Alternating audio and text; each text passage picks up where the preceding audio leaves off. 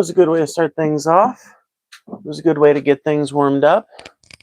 Yes, yes, that was the opening chords to 1979.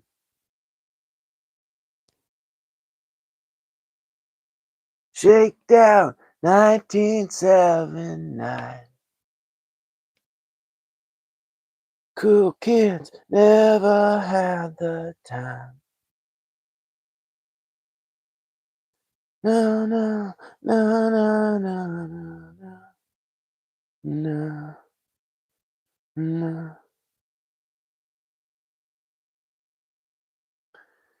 no.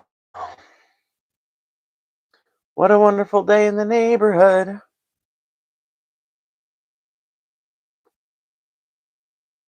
It's the late night stream. Normally these are super late, but tonight, pretty strong incentive to get it on time. So tonight you have it on time. Look at that. For once, I have managed to produce a piece of content on the time frame that I said I would. Look at me go. Look at me go.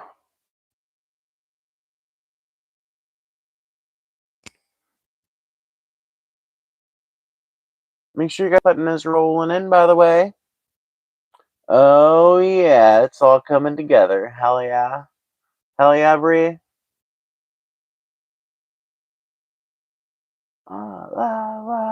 Right up off the street.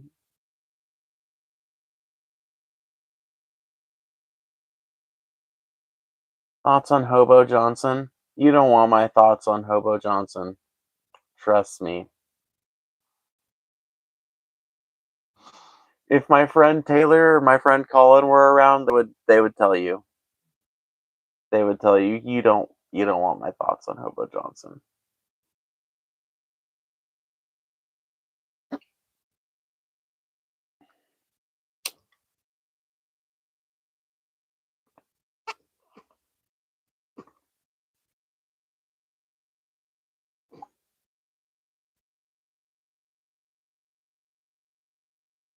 I do not like Hobo Johnson. I get creepy vibes off of Hobo Johnson's music.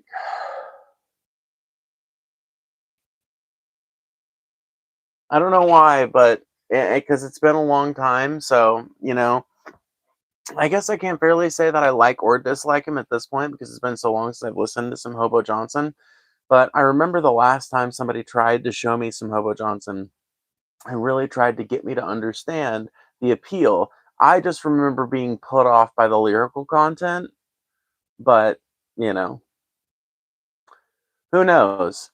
And what's weird is that that's not always a reliable thing for me because like I used to like Front Porch Step, which now it puts me off quite a bit, but it didn't used to. It didn't used to.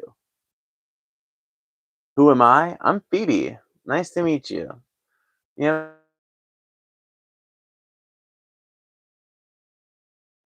What's up, Sophia? I've been here on the internet.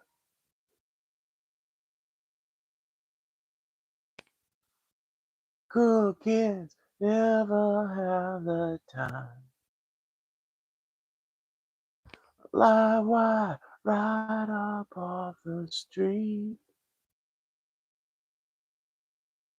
You.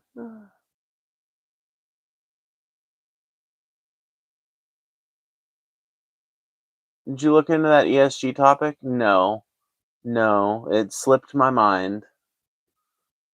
His last two albums have been significantly less cringe. Oh, okay, cool. Cool, okay, so it's not just me then. It's not just me. That's good to know.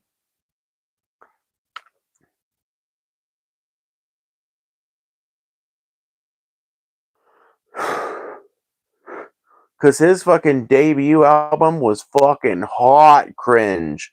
Hot cringe. Of the exact same variety that Front Porch Step was, which made me just wonder, like, why is Front Porch Step fucking canceled now, but Hobo Johnson's back in? And you say, well, that's because Front Porch Step was actually fucking doing shit and fucking untoward shit. It's like, okay, I get that, but that's not the reason a lot of people were canceling Front Porch Step back in the day. Whatever. That's just an obscure fucking band to even name off anymore. Like, who the fuck even knows who I'm talking about when I say front porch step? Does that even ring a bell in anybody's mind here? Are you a they them? No, I'm a she her. Disgusting. Well, scroll away then, bitch. I ain't got you chained to the radiator, do I? You're wearing a dress, dude. You're cringe, and you have a pentagram behind you. Number one, I'm not a dude. Number two, this is not a dress. It's actually just a blouse, a really cute blouse. But number three, I actually have two pentagrams behind me. Get it right. Make sure you guys hit that like button, by the way. There are almost 150 of you watching right now, so if half of you guys hit that like button, that would be 75 likes instantly. So please double tap your screen or hit that like button, whichever one you got available. Either way, I appreciate it. Thank you so much. You are a dude in denial? No, I'm a trans woman. Look it up. Look it up, educate yourself, learn something, and you'll feel better. Are you a boy 6'7"? No, I'm not.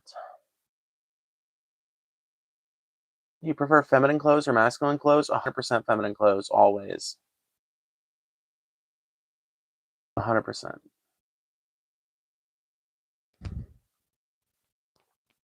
100%. Why do you have those pentagrams? Because I think they're cool symbols. And they help tell people that I'm not a Christian. They help tell people that I'm not an Abrahamic religion kind of person. It helps introduce people to the fact that I'm kind of alternative and shit. So they're good symbols to have around. Excuse me. Can you even play the guitar? It's funny you should say that. If you reverse to the very, very beginning of the stream, you'll answer that question for yourself. Are you not a Christian? No, sure ain't. I don't know if like that's not obvious from the like pentacle and the fact that I'm like super openly trans with the pride flag. I mean, you can be Christian and be openly trans with the pride flag, I guess, but you're probably not going to be like Christian and have like pentacles lying around your house, you know? Not that this is my house, but you know, like your studio or whatever, you're probably not going to have a bunch of pentacles just sitting around, you know?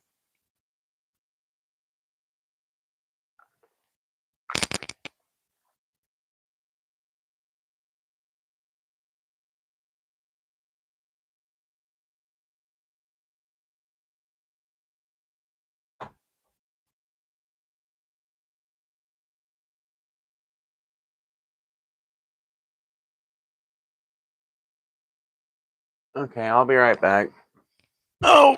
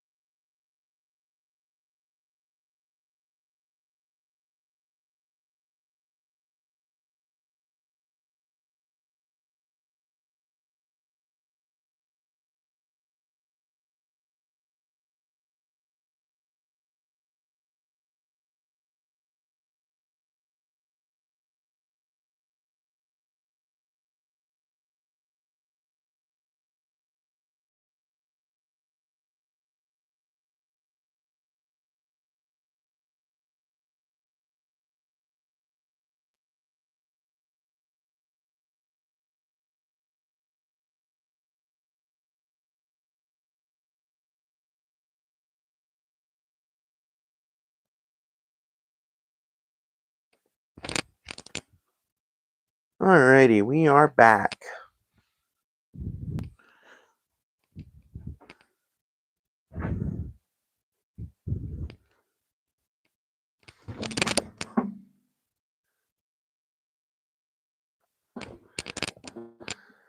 Okay, welcome back, everybody.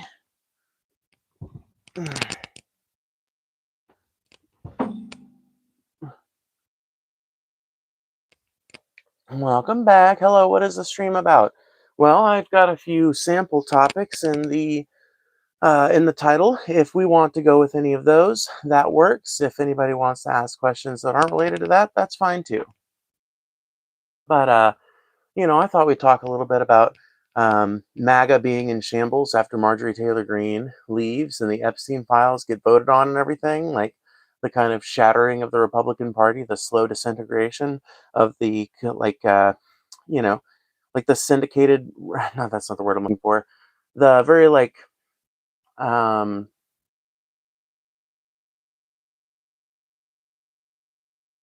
consolidated. That fucking word was escaping me.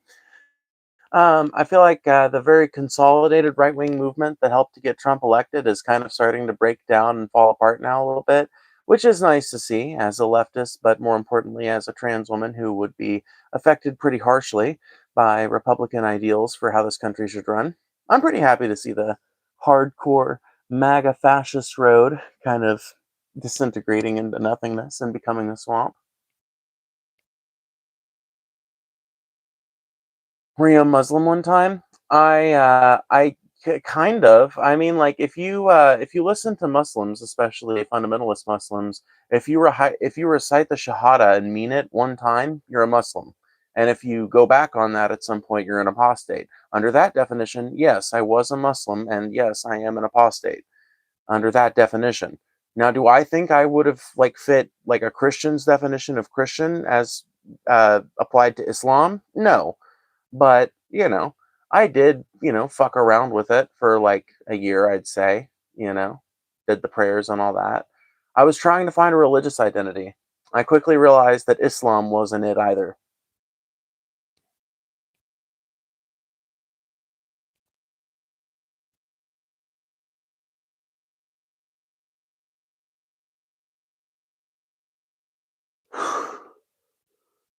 You know what part of my logic was for it too?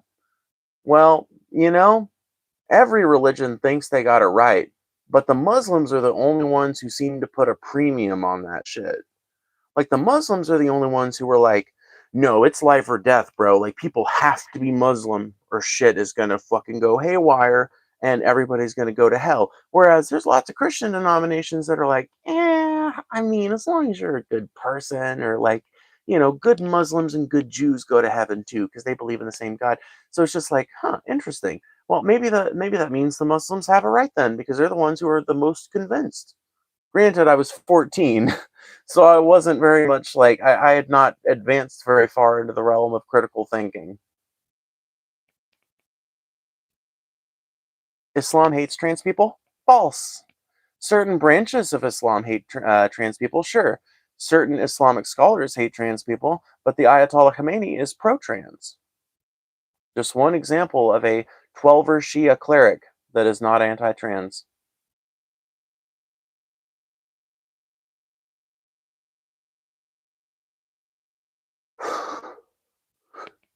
Branches, yeah. Do you not know anything about Islam? There are two fundamental different, there are like three different Muslims, sometimes four. But just if you reduce it down to basic differences, there's a basic difference in Muslims between Sunni and Shia. Then there's individual differences. There's 12er Shias. I don't know all the different, you know, denominations, but that's one I'm familiar with.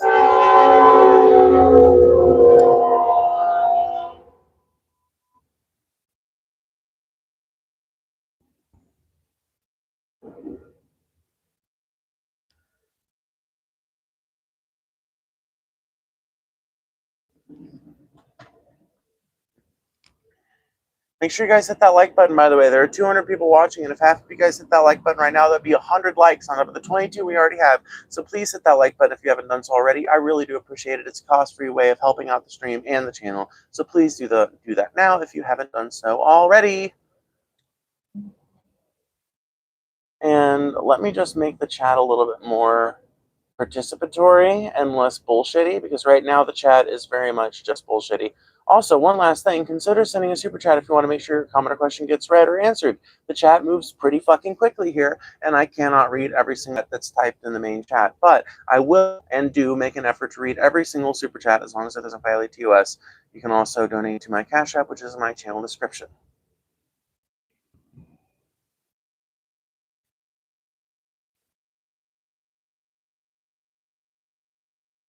Look, Phoebe, there's a UFO behind you. Now. There's not. I'm not even outside.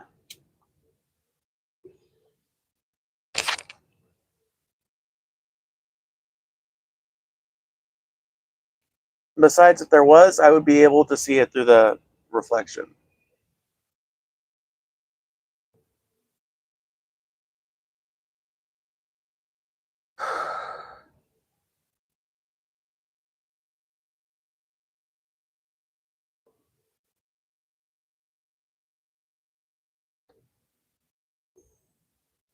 Are you gay? I mean, I'm bisexual.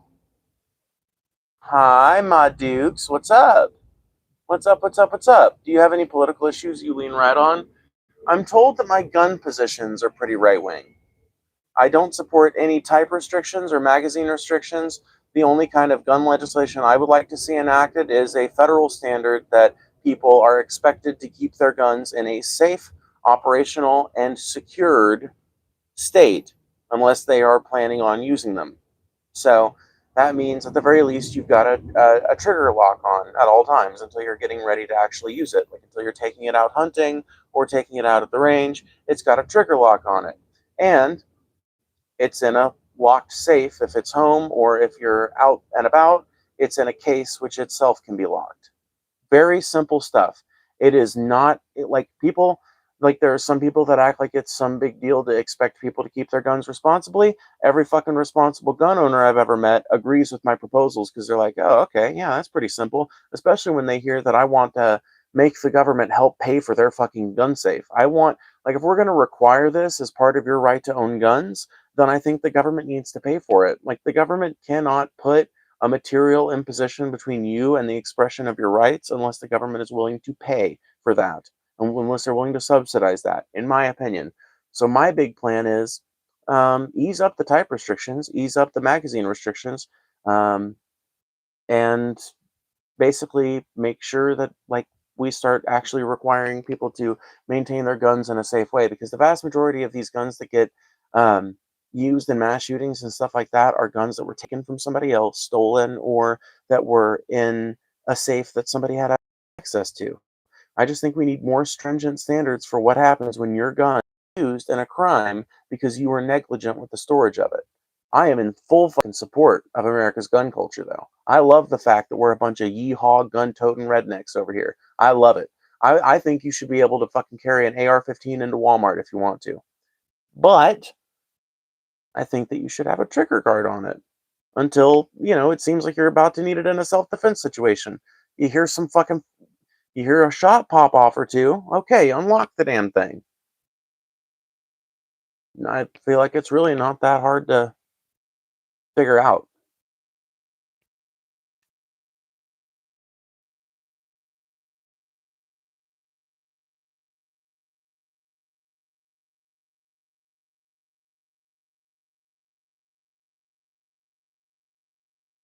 All my trans friends are big supporters of the Second Amendment. That's because trans people, like a lot of marginalized people, realize how close we have become multiple times to becoming statistics. Each and every trans person in this country has had some kind of run-in or a close chance with violence or something like that. We know on a fundamental level how endangered our lives are just like going about our very day, like just going about our everyday life. Make sure you guys hit that like button, by the way, and consider sending a super chat if you want to make sure your comment or question gets read or answered. I do read every single one, as long as it doesn't violate TOS.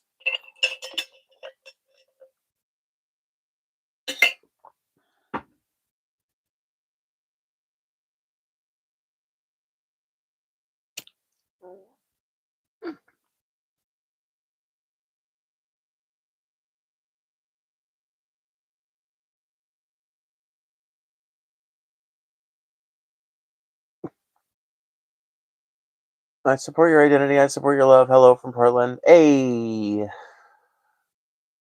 hey, hey! It's December. Hi, December.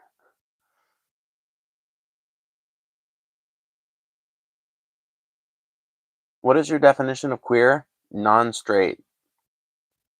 Hi, Phoebes. Hope all is well. It is a frightened sofa. I'm not sure who you were before the weird changeover thing, but hi, hello, welcome. Have you ever shot a gun? Not only have I shot a gun multiple times in my life, when I was a prison guard in um, Missouri, I used to be certified by the Missouri Department of Corrections on a 12 gauge. So, yes. Not only have I fired a gun, I'm trained with firearms. Not extensive training, but I know my way around. I know my way around a Mossberg 500. I can tell you that much.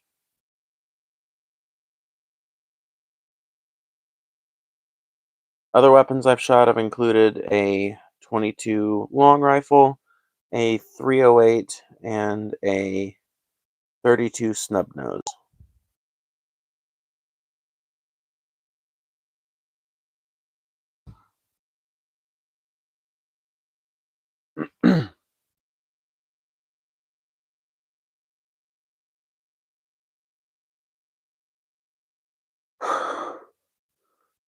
I'm not that much of a gun nerd that I've got like a favorite gun or anything like that. If there's any gun that I kind of admire for its resilience, it'd be the AK-47 for sure. Um, just like for I guess like superiority of build, um, whether it comes to like the quality of the parts themselves or the quality of the design. It's just a timeless design that shows up pretty much anytime some rebel group needs to overthrow its government. The AK-47 is there, my friends, valiantly serving. What's your thoughts on the Charlie Kirk shooting? I think Charlie Kirk was a backwards, bigoted moron who nevertheless did not deserve to die shot dead like a dog on the street. I think that it's pretty simple to see why it's a bad idea to encourage political violence. Not saying that there was some massive rash of that going on in the wake of it. I think most people were actually being pretty reasonable. But I think that it's pretty easy to see why political violence and ratcheting up political tensions are a bad thing that we should want to try and avoid in our country if we can. But that shooting is a perfect example of how the temperature has increased so much. And I honestly can't find myself shedding any salty tears for the event either, because if we're being completely honest about it, Charlie Kirk has contributed to that atmosphere of rising tensions. Charlie Kirk has contributed to that rhetoric. He's contributed to the back and forth hateful dynamic that's been building up between the extreme left and the extreme right, and the center left and the center right. It's really everybody. It's like all political sides at this point, pretty much.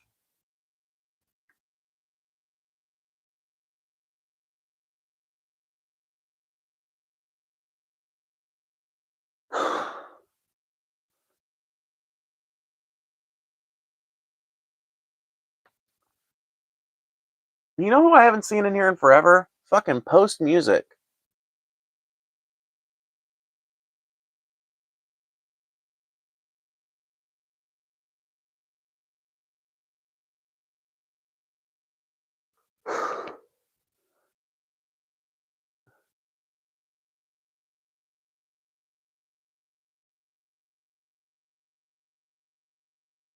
Yeah, where is Post? Well, Sleepy's Day, I would say, honestly, I would be resistant to the idea of coming out if you already know that your dad is anti-trans. Maybe though, if you're not living with him, just drop the message in a text. If you already know he's going to be anti-trans, just drop the message in a text. Wait for your phone to blow up. Put your phone on do not disturb if you want to kill some of the anxiety. Just put it on do not disturb and check back after a couple of days. When did the right get together for laser parties where they intentionally try to down helicopters in metro areas? The right is really out of control these days. When did the left do that, Qui-Gon Jinn? I ain't heard of that shit. Sounds like something a bunch of teenagers would be doing.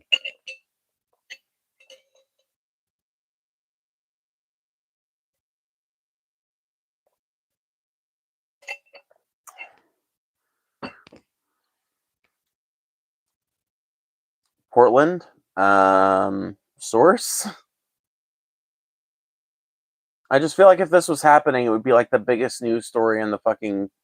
I feel like it would be the biggest news story in the media because Donald Trump has literally been looking for an excuse to deploy the National Guard to Portland. And if there's actually some concerted group of left wing activists trying to down random helicopters in Portland, I feel like that's about as much casus belli as he'd need.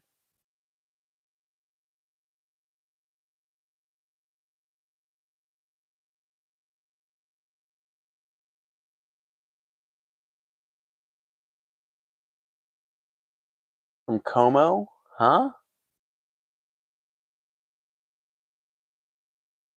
What the fuck is Como? Do you play guitar? Yes, I do.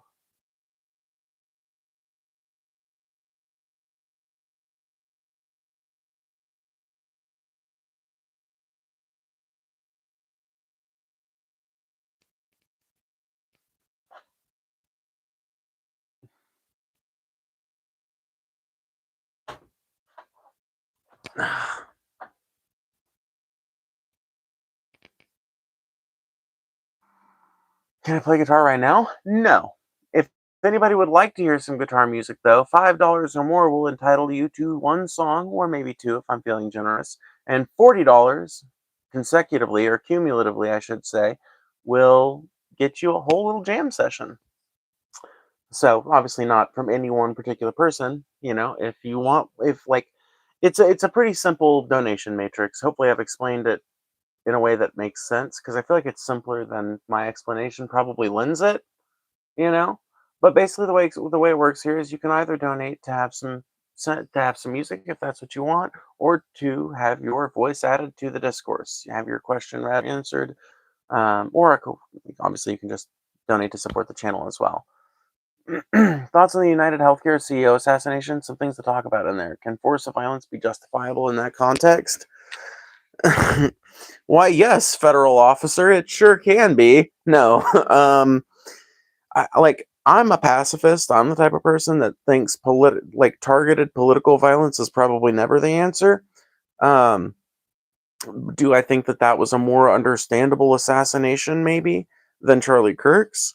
Yeah, I do think that Brian Thompson was probably personally involved in more death and destruction than Charlie Kirk was.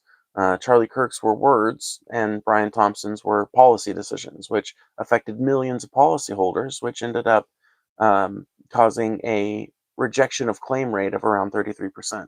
Not saying that justified his death or that he deserved it. I'm merely saying that if you're looking at the two assassinations, you have to admit that one makes a whole lot more sense than the other in terms of one of them being a cause of harm in the world.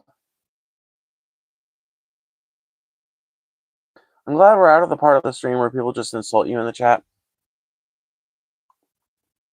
We're not completely out of it, but it is mostly past. Me too.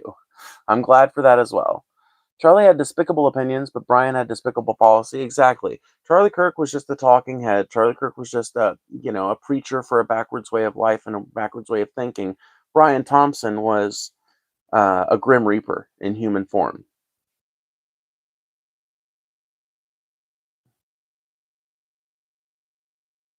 Well, that's what I said, Audra Musgroves. That's literally what I said.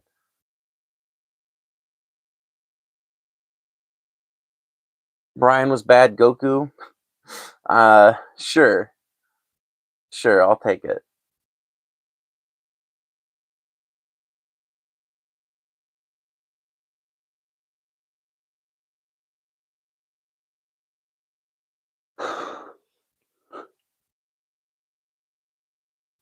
See, evil olive gaming. That's exactly the kind of sentiment I don't want to preach. Not like you can say whatever you want to say, but I personally don't think Charlie had it coming because I don't think Charlie was actually calling for political violence. As far as I know, I don't like he was definitely involved in targeted harassment campaigns, but I don't think that that necessarily equates to violence.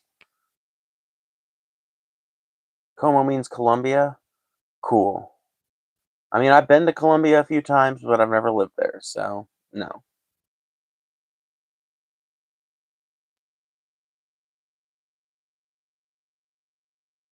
I'm just saying it because that's what's in your handle.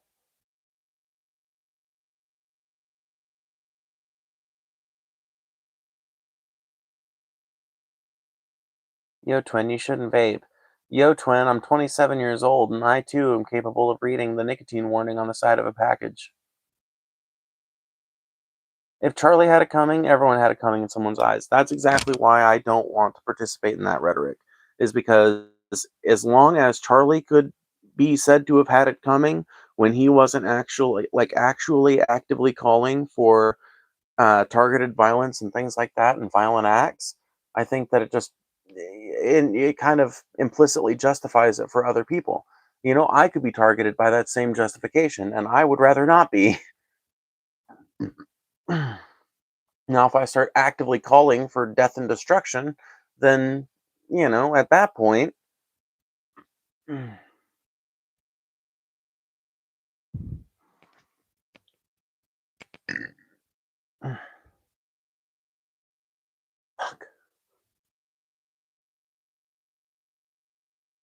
Yeah, I take it back. Y'all have good points. Yeah, it's not that we're not saying that it's some good.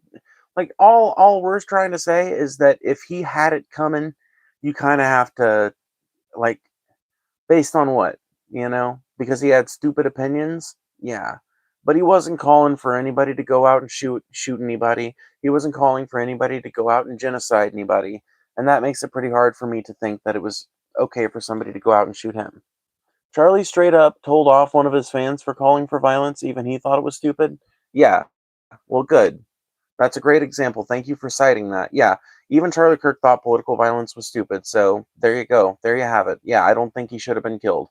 Do I think it was some great fucking tragedy? Do I think he deserves a fucking statue on the White House grounds? No. But, I accept that it was a tragedy for those who watched him. I accept that it was a tragedy for at least some of his family. Um, sure. A personal tragedy for those people, sure. A national tragedy? No. Unless we're going to say that it was a national tragedy that those Democrats died. Not that I'm a Democrat, but like if we're gonna take, like politically involved person dies for being on the wrong side as being a national tragedy, then we need to start having an even standard because I didn't see nearly the response that I saw to Charlie Kirk to the deaths of those two Democratic lawmakers earlier this same year. Phoebe, what is your take on Dearborn, Michigan with the hate between Christians and Muslims? Can you explain without blaming everything on Trump? Yeah, sure. I mean, there's already kind of inborn religious tension between Christians and Muslims. They believe fundamentally different things about the same basic set of rules, right? Um, like Muslims acknowledge that Christians are of an earlier text, and they also feel like Christians should honestly just come over and be Muslims, and this creates kind of a weird tension. There's also the fact that even if you set the kind of inherent religious issue aside, there's also the fact that in general, any established population is going to be resistant to an influx of immigrants. They might be less resistant to it at first or more resistant to it at first, but usually they will go through some kind of period of resistance and resentment towards that immigrant population. It happened with the Italians, it happened with the Irish, it happened with the Jews, it happened with Mexicans. And it's, in my opinion, still, honestly, we're still pretty racist against Mexicans and Hispanic people broadly. But it happened with, the Germans, it happened with Eastern Europeans, and slowly but surely, all of these different groups of people that didn't used to be considered, um, that used to be considered foreigners, that used to be considered immigrants and unworthy, became part of the social fabric of these areas. You look at areas like Boston, to this day, it's a super fucking Irish area. And now, Irish people are not seen as immigrants in Boston. They're seen as the normal fucking default kind of person. But once upon a time, Irishmen were seen as the odd ones out. And it was the Brits and the Scots and the French that had already landed there, and the Dutch that had already landed there, 100, 200 years beforehand. They felt like they were the ones who really deserved that land, who really had a claim over it. And it was the Irish people and the Jewish people and the Italians that were the immigrants. Like I said, after a while, that social fabric grew to include those different groups, and slowly different groups became the immigrant groups in Boston. And the same can be said of Dearborn, Michigan. There was an established group of people, European, European immigrants from way back in the day, most of them largely Christian. And now that they're seeing their neighborhoods as like economic shifts have happened across the decades, how people, families have moved out, houses have gone up for sale. Many of those houses are being bought up by Muslim families who have moved here from uh, pretty fucked up countries and situations, or just countries that didn't provide them with the opportunity to have the kind of life that they can have in America. And this kind of demographic shift will always bring with it tension, because people are always afraid of that which is new. People are always afraid of that which they don't understand. And it creates tension where there otherwise would be none. So there you go. An explanation that didn't even mention Trump.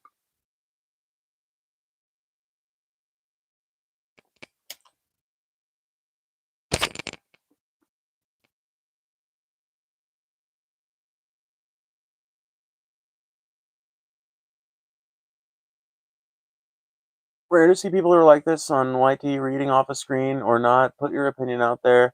I'm a femboy and 16, so I definitely support. Oh, thank you. No, I'm not reading off a screen. I just kind of like when I'm going on a rant like that.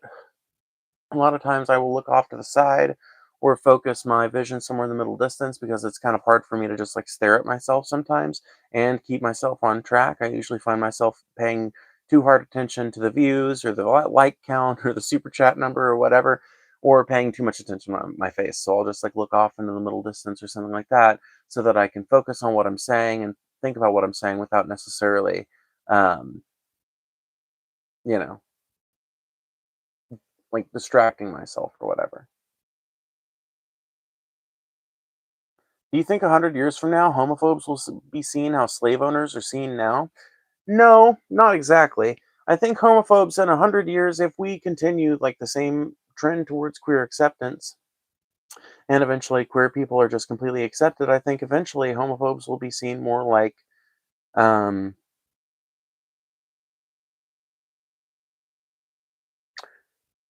more like more like slave foremen or something like that. They will be seen more as the people who were involved in enforcing something. And when I say they'll be seen as, I don't mean they'll literally make the comparison. I don't think an even comparison can be made. The system of chattel slavery is in no way comparable to the sort of passive oppression that happens to queer people as they go about their daily lives, right? Obviously, chattel slavery is a way worse condition to have to live under. But if we continue on like similar progressive track to the one we've been on, I can see a world where eventually homophobes would be looked at a lot more disdainfully than they are right now. By the way, if half of you guys hit that like button right now, we would have 100 fucking likes. So please hit that like button. It really does help. It's a cost-free way you can help the channel. And it brings more people into the live stream, which makes everything way more interesting by increasing the number of people engaged in chat. So please do so if you haven't done so already. I really do appreciate it. Is it Laurel or Yanny? Oh, fuck. I don't know, dude. It's both. It's both.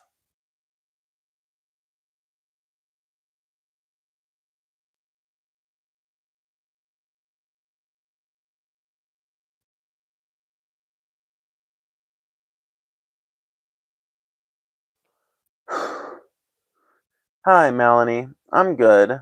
I'm great. Hey, but do you think the difference in both the parties' ideals will ever cause a U.S. Civil War? Both the parties? No. But the voters? Maybe. I mean, genuinely, for real, y'all. Like American voters, like the majority does agree. There's still a majority of Americans who agree on a lot of stuff, but there is this small but like slowly growing kind of minority of people in America, most of which seem to be emanating out of the South and Midwest, that really are hell bent on fascist domination of this country and completely transforming it into their vision of some kind of functional society. And I could see that spilling over into a civil war at some point.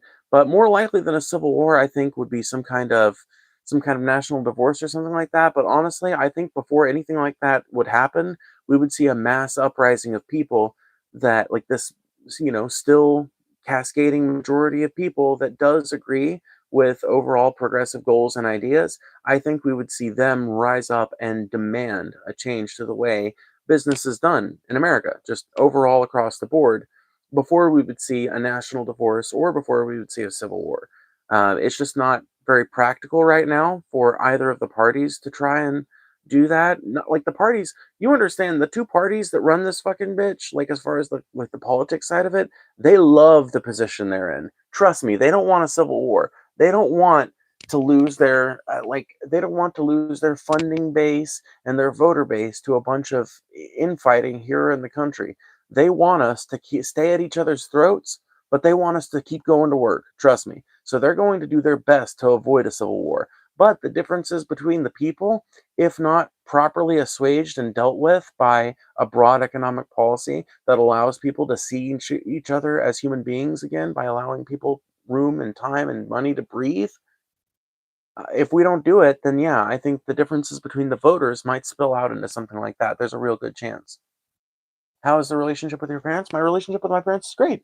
Me and my mom have always been really close. I would say that we're um, maybe a little less close now, but that's like more because of my age than because of me coming out as trans. I feel like I've gotten a little less close to my mom every year since I was 18, but I feel like that's probably pretty normal. I guess in a way we'll always be close, like the bond between mother and child is a hard one to break, especially if you had a good mom, and I did. As far as me and my dad and I have never been like super duper close, but I feel like me and my dad have way, way, way more interesting and productive conversations now than we used to. And I'll tell you this much, it makes me really happy. Well, it makes me really happy for me and really sad for my siblings. I will tell you this much. Me and my dad have more and longer and more interesting conversations than I've seen him have with any of my other siblings, pretty much. And he seems to really really like it, so I'm glad. Me and my dad didn't talk for like 10 years, nothing to do with me being trans. It had to do with my parents' divorce, but then they got back together, and ever since then the relationship between me and my father has been pretty awesome. Transphobes are ignorant. I totally agree. Yeah. Do you think women should be drafted? um I mean, yeah. Like, honestly, if you did draft women, you would have to draft less. You would have to draft less women and less men, you know, than if you were just drafting one or the other. Does that make sense? So, like, if you're currently drafting 100,000 people a year and you start drafting 50,000 men and 50,000 women, or 60,000 men and 40,000 women, then, you know, you're still leaving plenty of people at home to keep the population numbers up or whatever you're worried about, keep the production up and everything. Deregulation is not inherently bad. I mean, deregulation I would say, tends towards being bad because regulations are so often written in blood, right? That's what I would argue.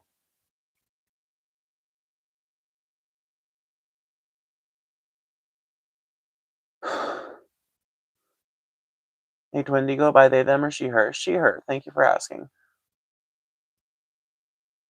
Yeah, I would agree. Stop the draft in general, which we have in America. We don't draft people anymore. We do still have them sign up for selective service, which I think should be ended because, like some random Canadian, I think that's who was talking just then, said, we don't really have much of a need for an on the ground soldiery force anymore. It used to be really fucking important to have a bunch of um, armored up, or like even, I'm talking body armor, and I'm not talking about, like, obviously they're not running around in fucking plate. armor with the cuirass and everything. They're not doing that. I'm not saying they are, okay? But there used to be a real utility in having a bunch of um, fucking muscly, uniformed, camouflaged dudes running around with M16s and mortars and shit like that, fighting house to house and uh, going about a ground war. It's making increasingly less sense to do that. Now, as long as there remains humanitarian concerns, as long as there remains an international body which can, in theory, punish its members for going outside of the purview of humanitarianism or whatever, as long as there remains an international body that can, in theory, prosecute its members for violations of the law of war, I think there will always be some need for foot soldiers, but I'm pretty sure a volunteer force, and like the U.S. military has pretty much ran, not pretty much, it literally has ran on a volunteer basis for like 30 fucking 40 years at this point. It's been a long ass time since anybody was drafted in the United States.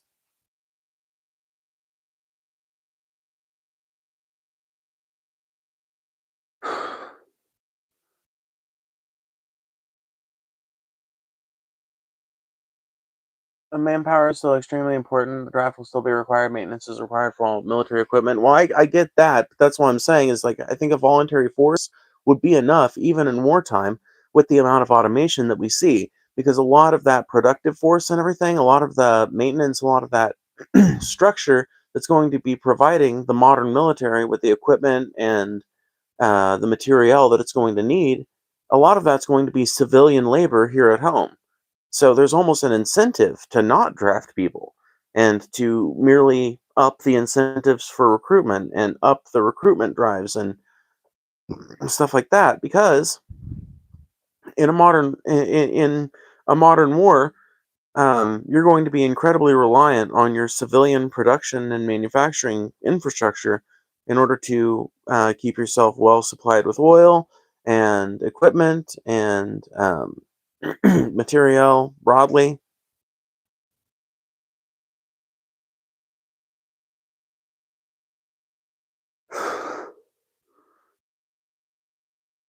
Like the logistics chain has never been more important than it is now. Logistics has always been the most important thing in a battle, you know. Um, that old saying, "An army marches on its stomach," right? Was coined for a reason, but logistics have never been more important than they are now because modern wars are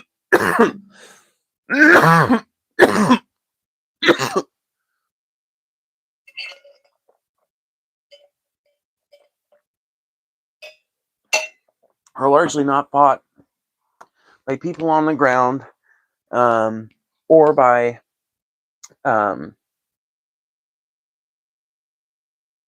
people like manning machines in the field.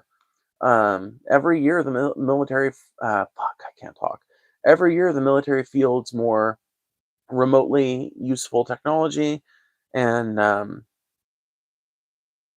mean, with time, it's just going to be to a point where I can see no conceivable reason why we would need a draft. Even if you're talking about maintenance, you realize that with every fucking step towards this technology, there are less and less and less people being deployed in infantry roles, being deployed in like direct combat roles and shit.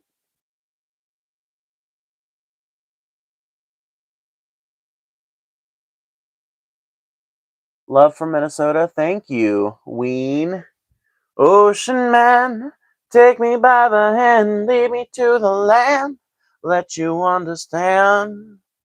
Ocean man, the voyage to the corner of the globe is a real trip. Ocean man, the crust of a life formed by the sand, trusting up the thirst of the land. Ocean man. That's a good song. Ween is a good band. Thank you so much for that $5. I appreciate that. Is that Post? Posty, is that you? Is that Post?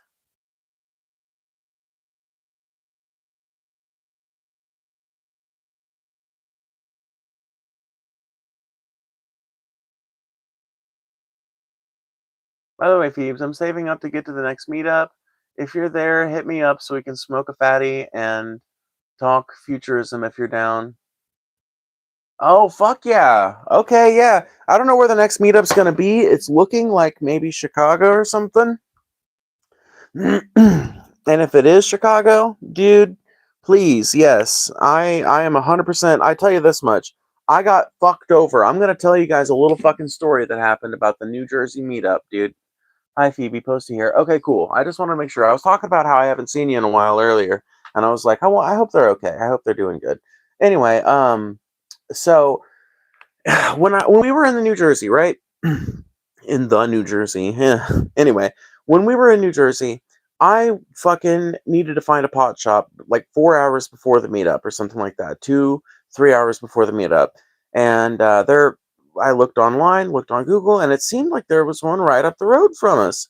We went in, and it really did seem legit.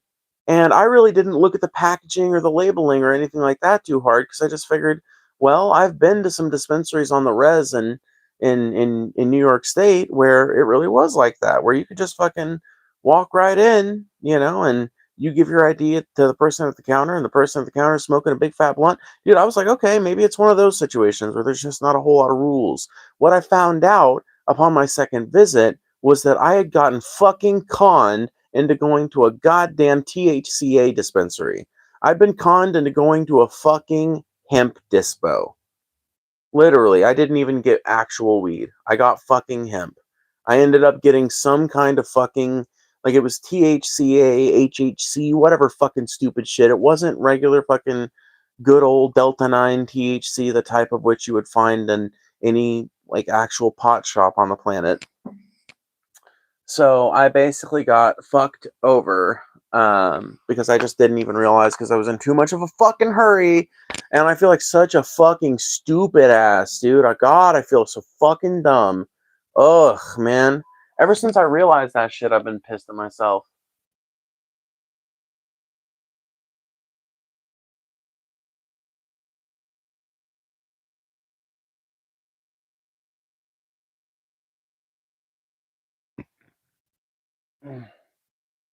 Got the death clutch on that vape? Yep, I sure do.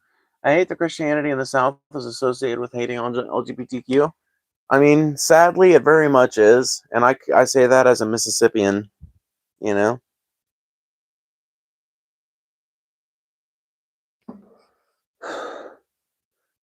Are you rich? No, although I will tell you guys that I have access to a privilege that most of the people I talk to don't. My family bought this land back in the 1940s.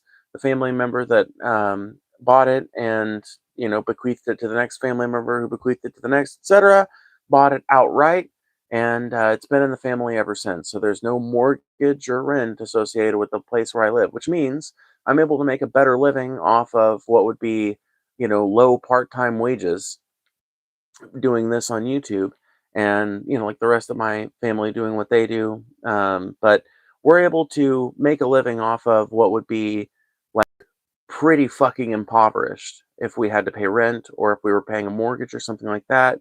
We would be pretty much completely broke. We would be eating way worse than we do, and I would probably I don't know. I probably already would have quit nicotine, honestly. No, I don't know, but it's just an interesting position to be in where we don't make a whole lot of money. I only make between like 750 and 1,000 a month right now on YouTube, and like the other people in my household make more. Not It's not my business how much more, but not that much more. And so I'd say our collective household income is somewhere between 30 to 40 grand a year. If you added up all of us, and yeah, that's uh, that's definitely poverty. But it doesn't hit as hard as that kind of poverty if you had to pay rent and a mortgage as well. Are progressives that lean right welcome? Everybody is welcome here. The whole point of this channel, if you've been watching for this long and you haven't figured it out, is to bring people from disparate political backgrounds together to have interesting conversations with coarse language about whatever the fuck they want. Whatever we want, whether that be what's in the news, or what's on your minds, or what's in the chat. We have conversations here. I am talking exclusively about what you guys have to say in the chat, and if someone wants to make their voice part of the discourse, they can send a super chat to make sure I read their comment. Otherwise, you just have to wait for the luck of the draw and hope that my eyes land on yours first.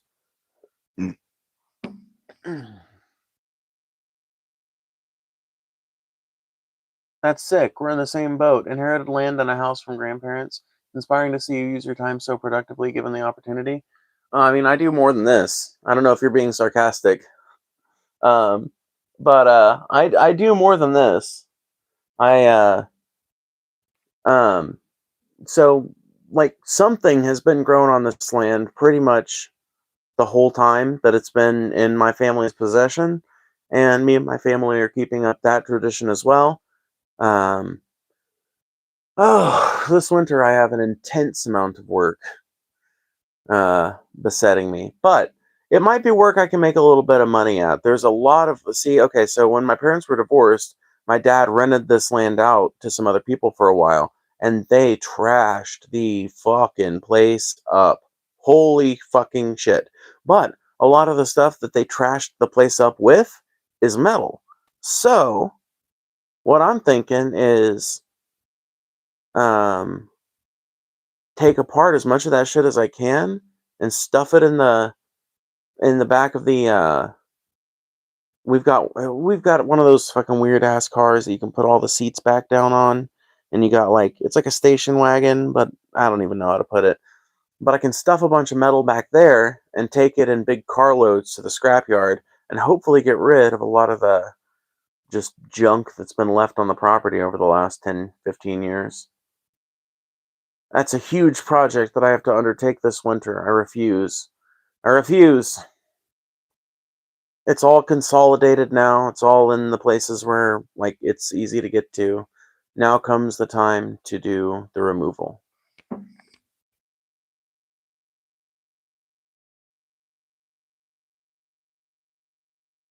Scrap is good now. You can be surprised how much it's worth. I've actually been hearing people say scrap is down. Is it up again? Because I was hearing people say that like scrap was down there for a while. That the prices weren't very good. Honestly, though, it's like for me, it's literally just about getting a bunch of fucking junk out of like off the fucking property.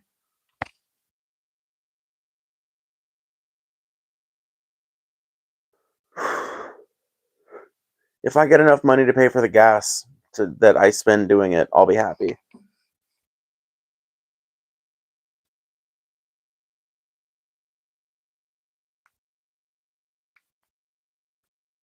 Opinion on national debt. I will be real with you. I have tried to understand the way the national debt works, and I am not an economist, and I don't know that I am the best to tackle it. Okay?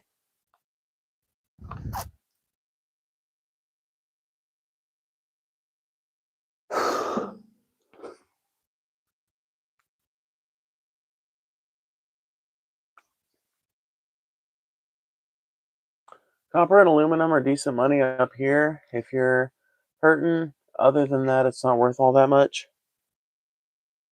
Well, for me, I just have a bunch of junk that has been left by the various people that have lived on this property for, um, the last 15 years.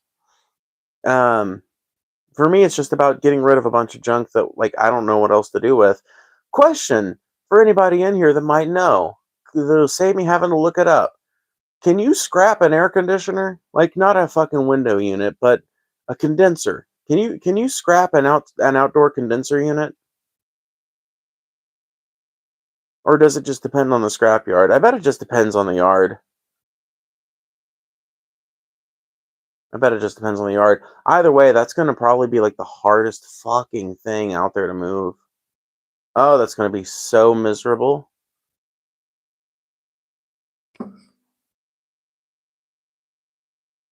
Yes. Oh, okay.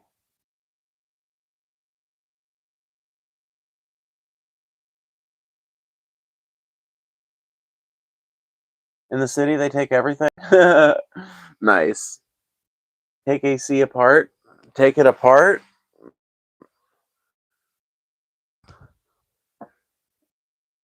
Why do they not take them whole?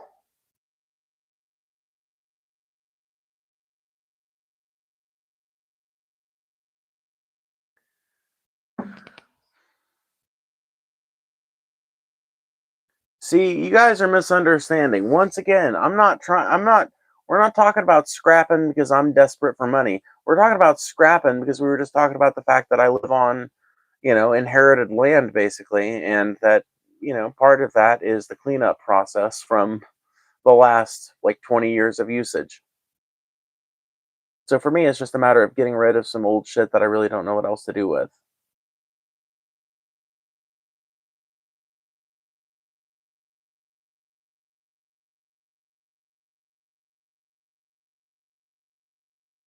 Economist and psychic medium are similar jobs. I agree, Post. I agree.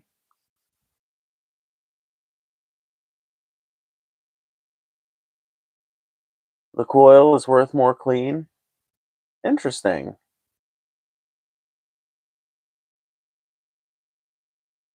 Good to know. Good to know.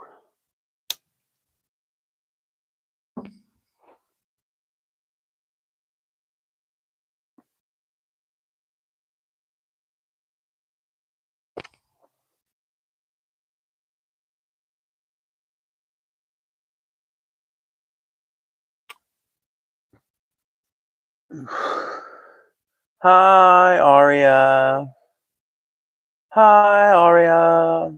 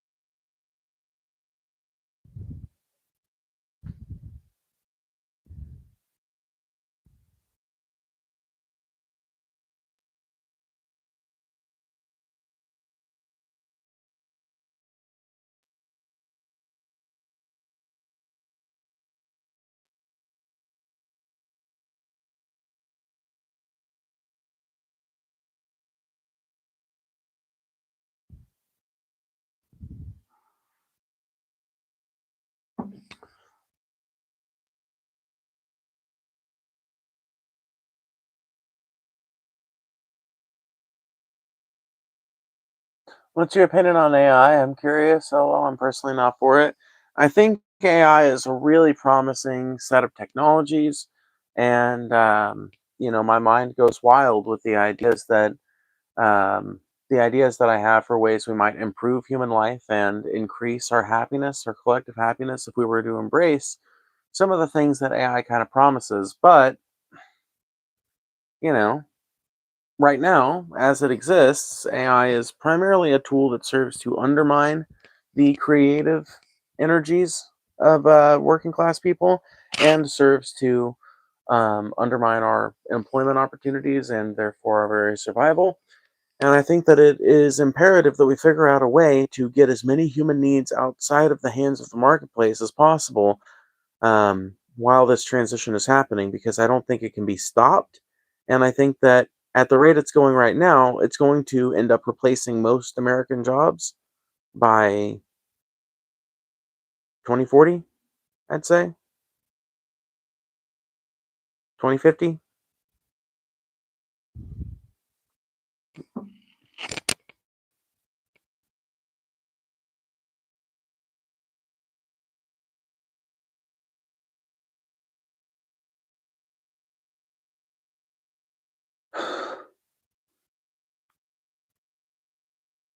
Nope, Lindsay, can't say I do.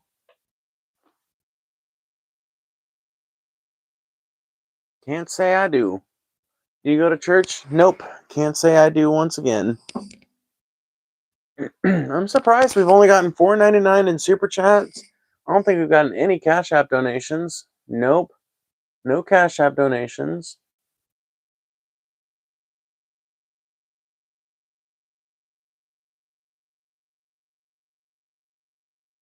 That's fucking wild. AI will make us like the working horses. There will be no more working horses with the invention of the car. Same will happen to humans. There's no point in a world without humans for, you know, for humans.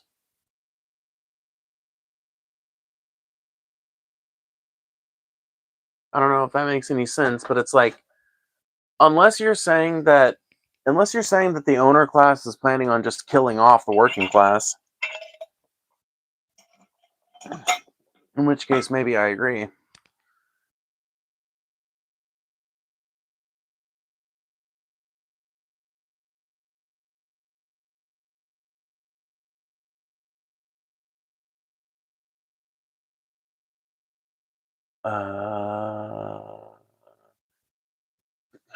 Huh? You're fine, Evil Olive Gaming. Don't worry about it. The call to donations is one to be answered by those who can.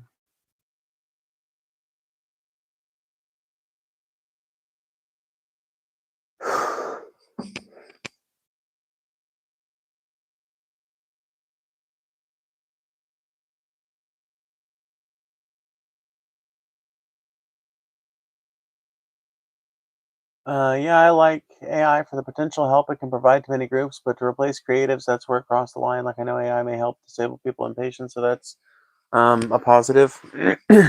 Well, I mean, I think that's the thing. You say it's undermining creatives, and I agree, but I also disagree. See, I don't think that AI necessarily has to undermine creatives because there's always going to be a market for human created art. There's always going to be a market for that as long as there are human beings, as long as there is a working class, there will be a market for art produced by us. Um, that'll just always be the case. Will that art be compiled and probably used in an AI generator? Yes. But most people are not going to be actually satisfied with creating little bogus bullshit pieces of art. And the reason I know this is because AI art has been a thing for a while, and like freelance artists continue to exist, artistic services continue to exist. A lot of corporate institutions have reduced their reliance on artists and graphic designers and things like that due to AI, but the market is still there. It's not as big as it once was, but corporations are always going to, like, corporations were never your friend in this game. You were always, if you're an artist, you've been having to fight the corporations since day one. This is just their latest evolution, and it's just the latest thing artists have to figure out how the fuck to make a living despite, um,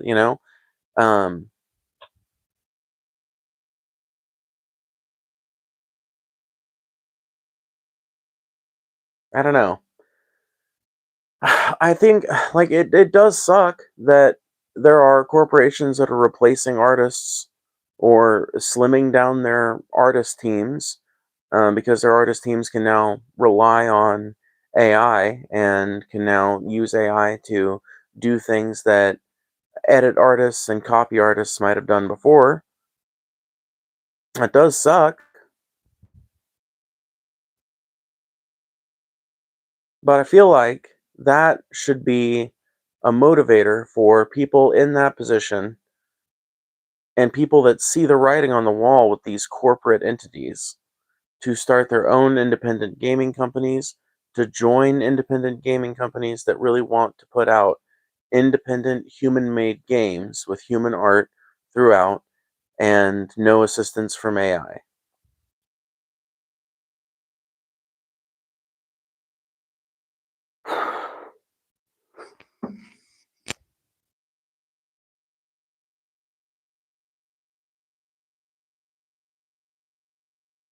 I'm more of the asylum view, where what little jobs there are will be focused on building AI-driven machines in our current trajectory. Yeah, I pretty much agree. It's an accelerator for developers. Takes me half the time to code now for my ERP.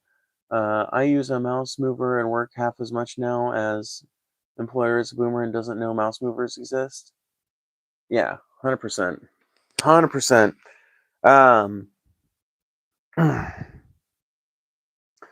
AI does help people in a lot of ways, and I think it is like an accelerator, a development accelerator, or whatever you said.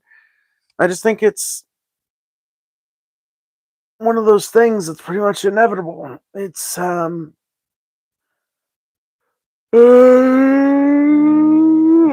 benefits that it poses to corporations are many and varied.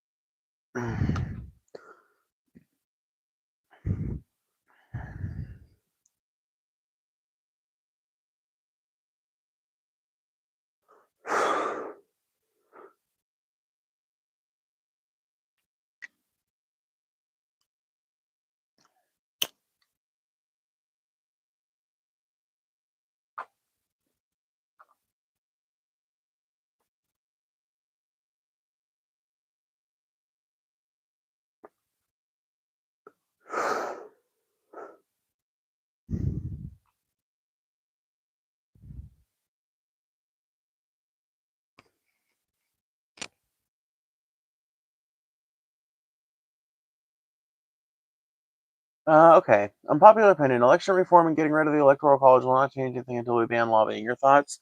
I disagree. I think getting rid of lobbying is one part of a complex puzzle, another part of which is um, election reform. Hold on 1 second. Let me read the super chat real quick. $10. Thank you so much, Lindsay. Happy Thanksgiving to you and yours. Much love. Aw, thank you, Lindsay. That's really kind of you. I appreciate that. That was super fucking cool. What a kind soul. But yeah, I think election reform is a really important fucking thing, and I think that getting rid of the Electoral College actually would go a long way towards um, achieving meaningful change in America. Because lobbying goes a long way, but the fact of it is that Americans, regardless of our politicians' lobbying efforts, have been advocating and have been in agreement for a long time when it comes to a lot of these fundamental progressive issues. And I feel like if we had the option, had the real option to use our voice in a more democratic way, I feel like that we would actually I think we would pick a better slate. I think we would pick a better slate of competitors for those political positions, and I think many of them would not be bought off. And I think that it would be a real way. But that's one of the reasons why they will never let that change happen. That's one of the reasons why I think we have to get some real outsider, some real third party or independent person that wants to run for president and foist through and really fucking push through some legislation to do some massive fucking some massive um, election reform and in the electoral college and shit like that. Um, in addition to doing some campaign finance reform stuff and, like you said too, getting a grip on lobbying, because right now it is wildly out of control.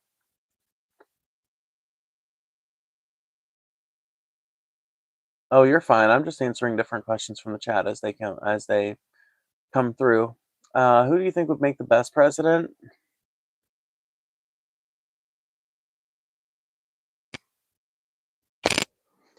Um, Bernie from 2016. Not Bernie now, but Bernie from 2016 would have been.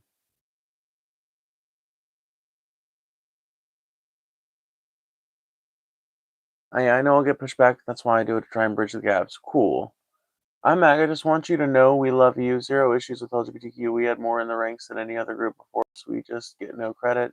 We know it's deep state versus Trump, MAGA, respect. Okay, cool. Well, thanks.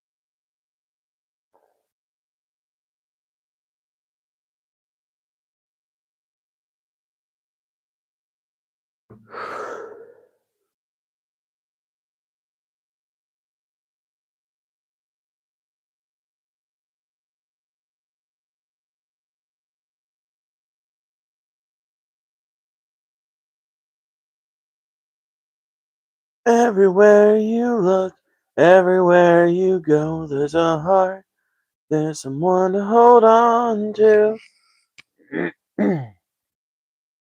I agree with most, but I think our disagreement comes from the fact that I don't have faith that they wouldn't be bought off once they were in. Um, I mean, it already happens, but regardless, I think politicians are actors. I think our current and recent slate have been comprised of actors because American democracy has been fundamentally subverted. Um, Maybe that was bad electoral decisions way back when. Maybe it's corruption that was purchased. But I am of the opinion that the system as it exists right now is so entrenched that a significantly enough disconnected and virtuous leader or movement could actually upset the apple cart. All it would take is one, right? Because I feel like, and I feel like you'll probably agree with me on this, right? Uber Beats, I feel like the system of control that the owner class maintains over this country and over most Western countries, I feel like, but especially in America, I feel like it's predicated on them all being bought off by the same moneyed interests. I feel like all it would take is one prominent politician in a position of high power that isn't bought off and doesn't care about their interests to really fucking fundamentally change the face of this country. Sending love and respect from Maga. I hope to bring us together. We have more in common than the media wants us to believe. Well, I don't know if you've been watching for long, but that's a big message. That's a big message of this channel. That's a big mission of this channel, is bringing people from disparate political backgrounds together to have interesting conversations about political news, current events, topics, religion, whatever people want to discuss. Conversations that matter with coarse language on our real personalities. That's what I'm trying to do here. And it's my hope that I can bring some MAGAs over to my side, or at least help them understand why I believe the things that I do. And it's also, my hope that I can maybe understand why they think the way they do. If I was the president, I would give everyone free Sour Patch Kids and popcorn in movie theaters. Would only cost a dollar. Well, Harper, I don't know about you, but I think you should run. I think you should run. Harper for president. The global banking cartels have run many countries, including the U.S., for decades. BIS, World Bank, and IMF. Okay, as long as we can agree that it's like the world banks and the fucking like business elite and not the Jews, then I agree. Okay, as long as we can agree that it's not the Jews, right? It's the banking elite, it's the business elite, it's the political elite, but it's not the Jews, right? That is like, this is like one of those fucking, we gotta agree on this kind of things.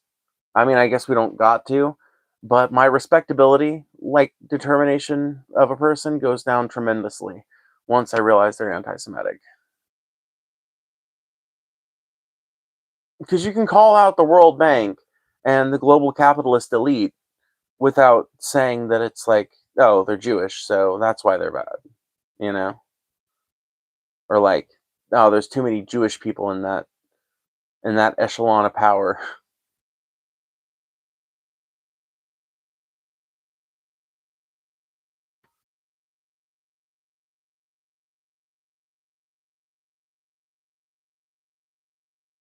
I do definitely agree with that. Money is the controller of everything. I do certainly hope you're right, and that it happens. It would be nice to see a progressive appeal more to the labor class. That's what I'm saying that they need to do.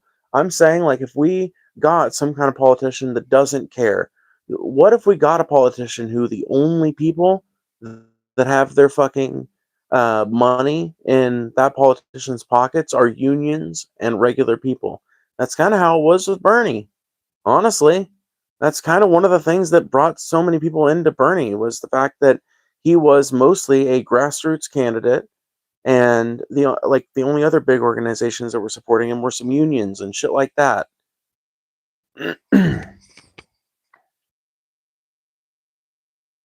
Opinion on deportation? Um, um, I don't know. Where do I start? It's a bad policy. I think the people that are in this country are generally working in this country and contributing to the tax base and the economic productivity and output of this country, and I think it's best that we leave them to live their lives. And in fact, I would like to see an easier path of citizenship for people. Rather than kicking people out, I would like to make those people legitimate. I would like to help them go legit. Super mad I didn't get to live in the timeline where Harambe didn't die in Brady 1. I know, right?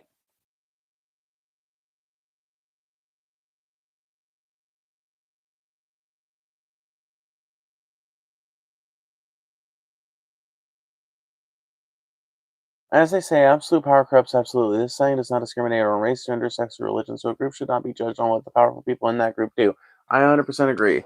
Because besides that, it's not Jewish people that have a monopoly on power on this planet. It's old, white, cisgender Christian guys. Like, if you really want to look at the power structures of the civilized world, it's old, white, Christian guys.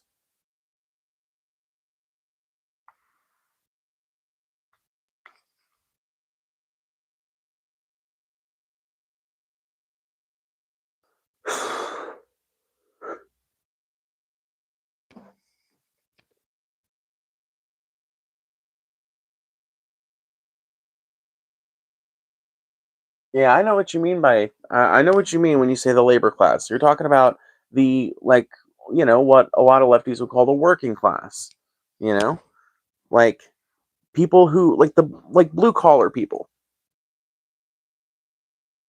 Now, in my opinion, and according to the definition furnished by the IW, the working class also includes quite a few white collar workers as well. I mean, if you're just a graphic designer working for a company, you're not exactly an owner of that company. You're not exactly part of the bourgeoisie.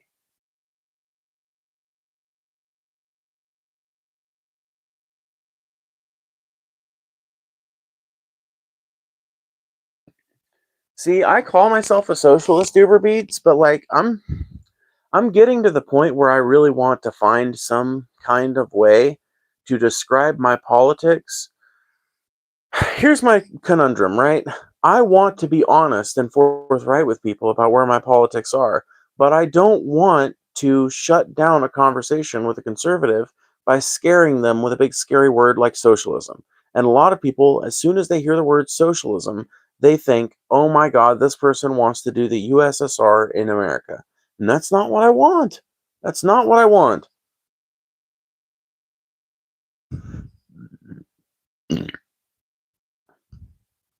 What I want is a far more liberal set of policies, and it doesn't really resemble the USSR in any way.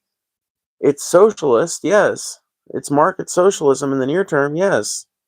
But it's not scary. It's like a food stipend and a universal basic income, universal health care, housing reform, so that every person is guaranteed a place to live. Maybe it's not great, but they have a place to rest their head at night. A basic guarantee to clean water and fresh air. What's so socialist about that? What's so scary about all that?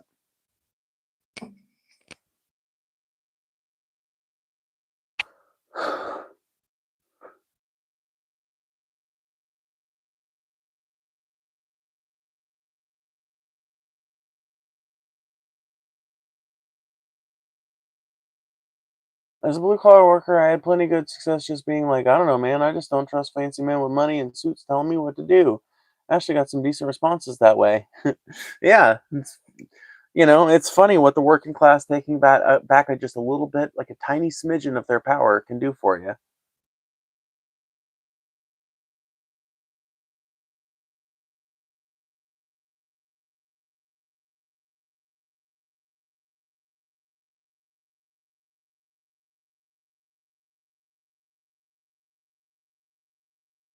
Hey, Cheyenne, you realize your first and last name is displayed on here? I'm not going to do anything nefarious with the information, but I'm just wondering if you realize that. Cheyenne Sweeney.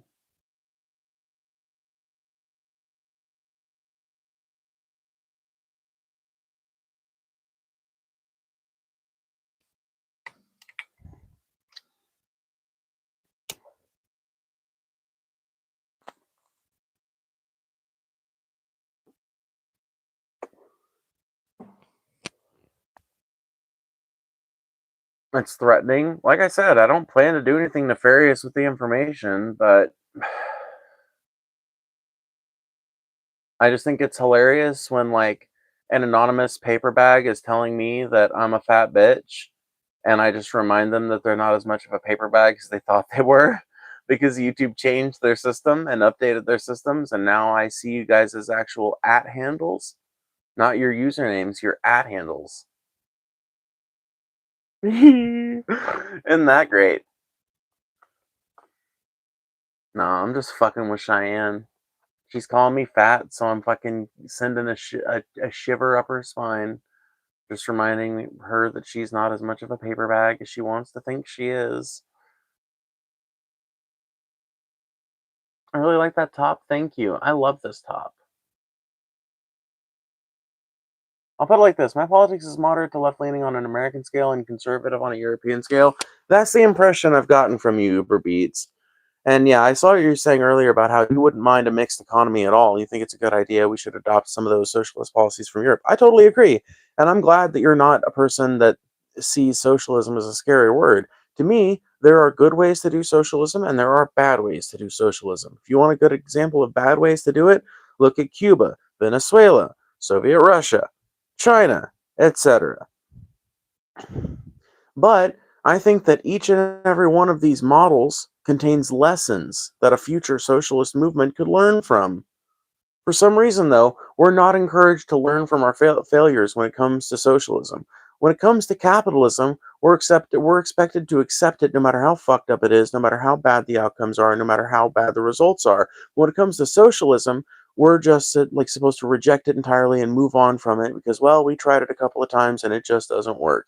You know, when it comes to capitalism, it's the mantra we have with everything else in our society: try again. But when it comes to socialism, it's, well, it didn't work once or twice or three times, so let's give up and never bother with it ever again. Rather than let's learn from where we've gone, let's learn from our lessons.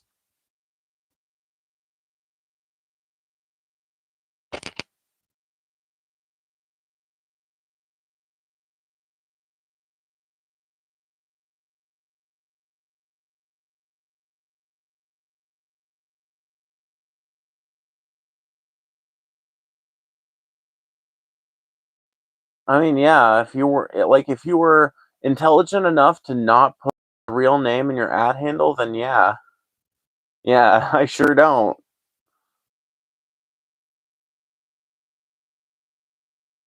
I find it funny that you avoid any statements made about ultra Orthodox Jews. Have I, Cheyenne? My politics is taking away people's guns and freedom. That's what I've heard, Posty. I'm eating that big, beautiful blueberries, and some people are saying they're the best. I'm eating big, beautiful blueberries, and some people say they're the best blueberries, folks. For what it's worth, people also take the absolute worst of the USSR and hold it up as the entirety of socialism. It's like 100 years of history. I don't know much myself, but most know even less. Exactly. I mean, we are the richest country in the world, but we're not even in the top 20 in almost any category: life quality, economic growth, et cetera, et cetera. I 100% agree. Let me address QB first. Yeah, so people will take the very worst aspects and the very worst outcomes associated with the Soviet Union, and they will use that as an example of why the Soviet system failed or why socialism can never work, when in reality it's an example of why that system failed, why that policy failed, etc., etc. They never, ever, ever accept these kinds of claims when they're made about capitalism. Keep that in mind and try it yourself. Keep that in mind and try it yourself. Dude, capitalists and capital defenders, they never have any response to when you point out the many different, varied fucking capitalist policies that have destroyed human life because profit was more important. They don't take any of those as valid arguments against capitalism. So just remind them of that next time. Remind them that they are totally fine with capitalism destroying countries. They're totally fine with capitalism leading to death and destruction. They're totally fine with capitalism leading to starvation. They're totally fine with capitalism leading to poverty. They're totally fine with capitalism leading to all of these things. but for some reason they want to call communism and socialism out when systems that claimed to be communist and socialist had deaths attributed to their policies. Okay, well, why don't they want to accept any of the policies that are enacted by or I'm sorry, why don't they want to accept any of the policies that are enacted by capitalist countries in furtherance of capital? Why don't they want to accept any of those policies as being negative?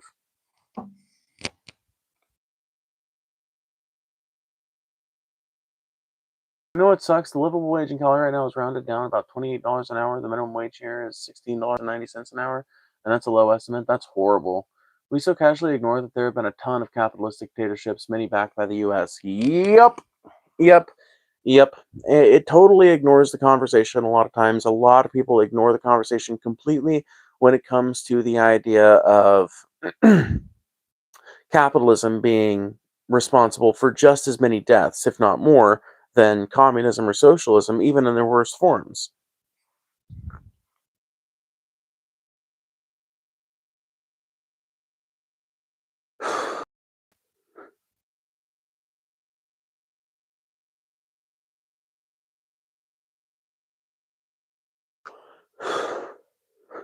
Every single person that died on 9/11 died as a result of capitalist interference and malfeasance.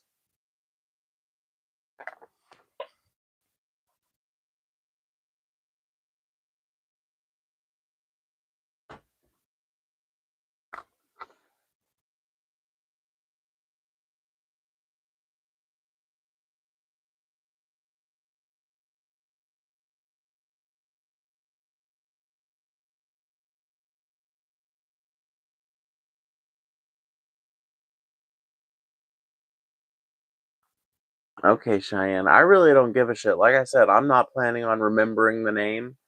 I just think you should change your YouTube handle now that YouTube is rolling out this new update where it's going to display people's ad handle instead of their chosen username in chats. Just telling you it's a good idea to get it switched.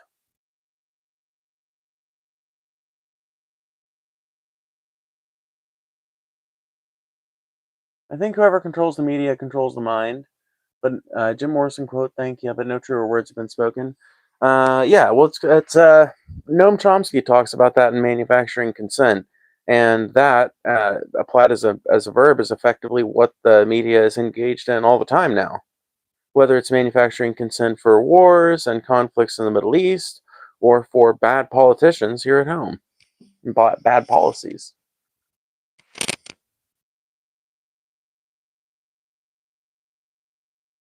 Called out your Jewish masters and you get butthurt. Dude, I am a fucking harsh critic of Israel. I ain't got no Jewish masters, trust me.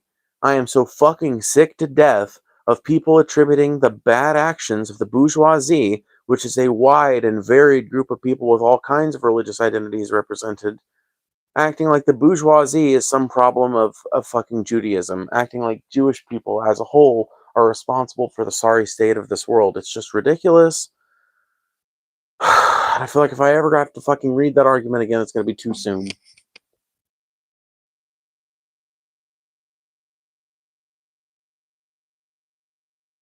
Jewish masters, but when it comes to giving Israel more money to blow up stuff, you're all for that. Yeah, I know, right? I know. Fucking Jewish masters, yeah.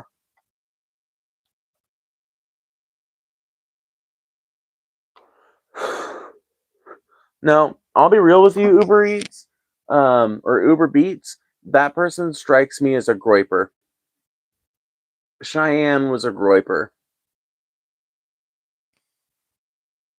Cheyenne is either a groiper or groiper adjacent.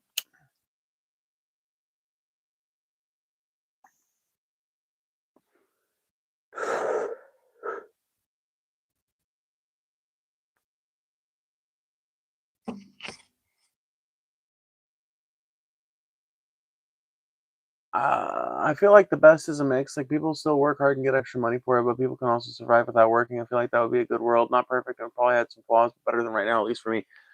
That's basically the world I think that we're going to be building. I think that's what we're building to right now.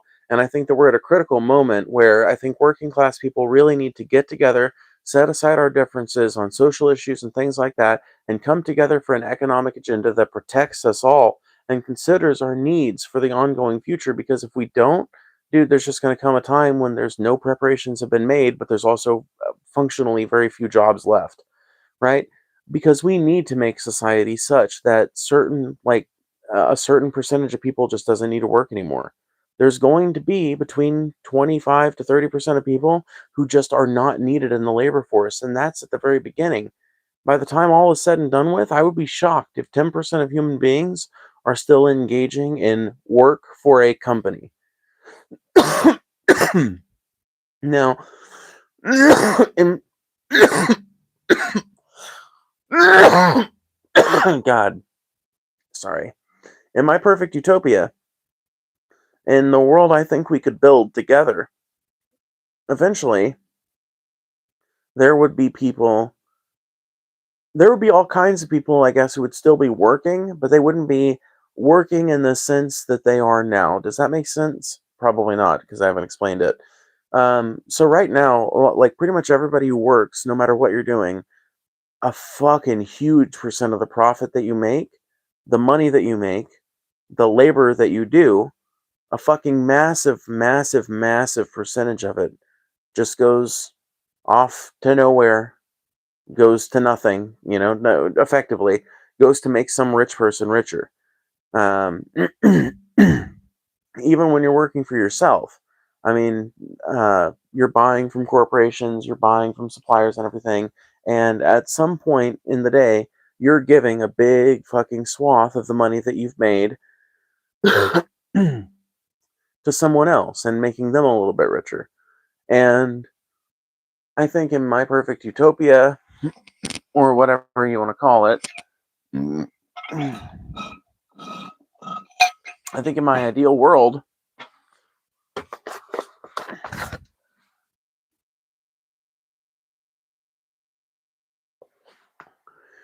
you would work if you wanted to and doing what you wanted to.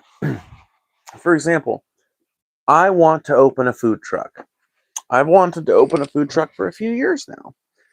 I really want to open a food truck. But that costs a lot of money.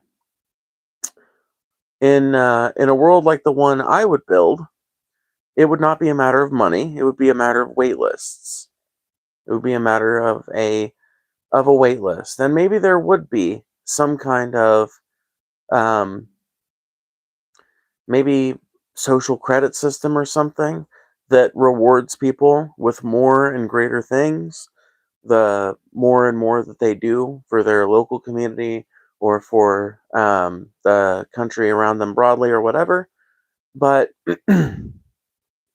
let's just say we lived in this perfect anarcho-syndicalist utopia. I would either have I would either put in some kind of application to the community that I lived in for resources and labor help putting together this thing, right? And the benefit to the community is that because it's a system without money, obviously all the food I'm making is going to be given away, distributed freely. And so all I really have to do is cook everybody a good meal, prove to them that I'm a good cook, and then the application gets approved. And over the course of the next 6 months, we build a food truck or a food trailer that can be, or a small restaurant or something like that. And similarly, if you are like, let's say you're an artist or something like that, there are still going to be factories, automated factories probably, making a lot of the stuff that you would use to make your art. And rather than going in there with money or something like that, you would simply go in there and there would be a maximum allotment of supplies that you could get in a certain week just by default, or maybe it would be based on some kind of universal basic income. I don't know. Because we live in such a fundamentally flawed and fucked up society, it can often be quite hard to imagine the actual, like, real world workings of some kind of futuristic world wherein human needs are met and human desires are also accounted for. It's very hard for a person who's been raised in capitalism their whole life to imagine a system without money. For many people, it is easier to imagine the end of civilization than it is to imagine the end of capitalism.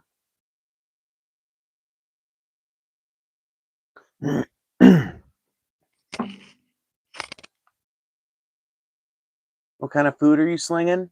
Okay, if I was going to have a food truck or open up a small restaurant, I would be slinging barbecue. Barbecue. I would have rotisserie smokers. I would either have rotisserie smokers or big industrial cabinet smokers, but I would have a couple of big ass wood burning smokers, and I would be making probably brisket, pork butt, baby back ribs, and some kind of chicken. Probably be my four meats.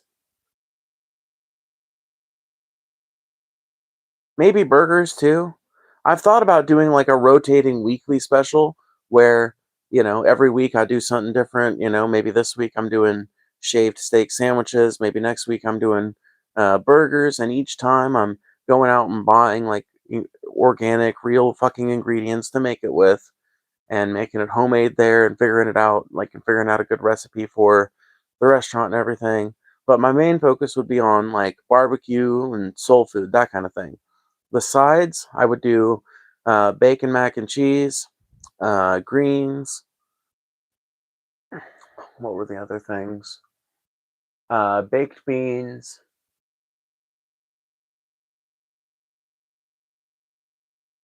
what was the other one?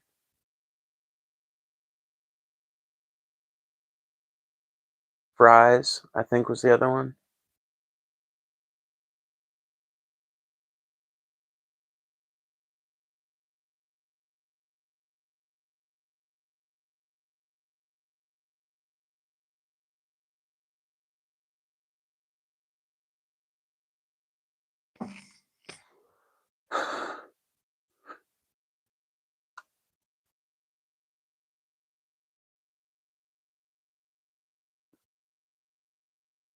It's easier to be more sympathetic towards socialism when you're born and raised West Virginia and knows my state's history.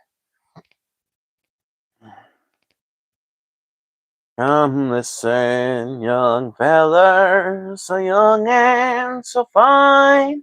Don't you seek out your fortune in the dark, dreary mine.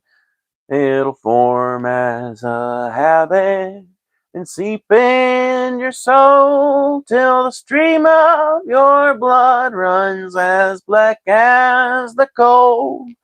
It's dark as a dungeon and damp as the dew, where danger is double and pleasures are few, where the rain never falls, the sun never shines, and it's dark as a dungeon way down in the mine.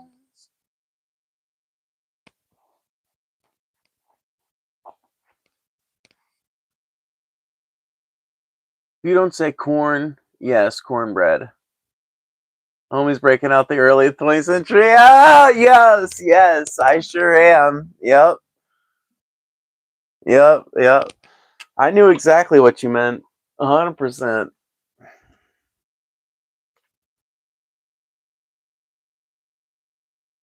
Which side are you on, boys? Which side are you on? They say in Harlan County there are no neutrals there. You'll either be a Union man or a scab for J.H. Blair.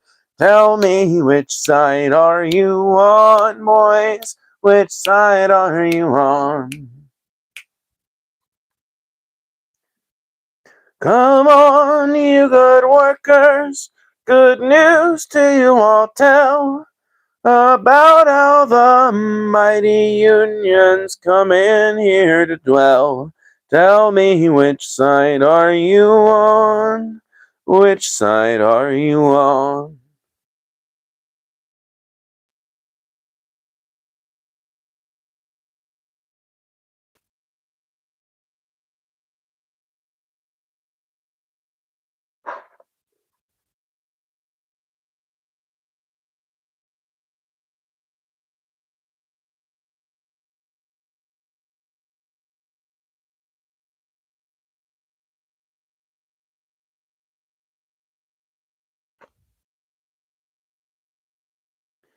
Daddy, won't you take me back to Muhlenberg County, down by the Green River, where paradise lay? Well, I'm sorry, my child, but it's too late in asking. Mr. Peabody's coal train is hauled it away.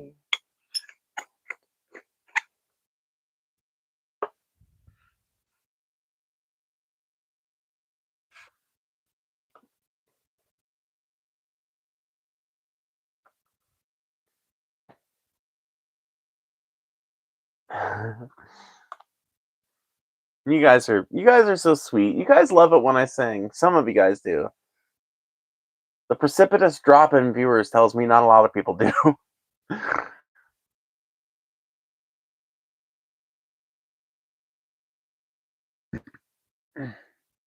West Virginia. Hey, government, can we get some workers' rights? Gets fucking bombed. Yeah.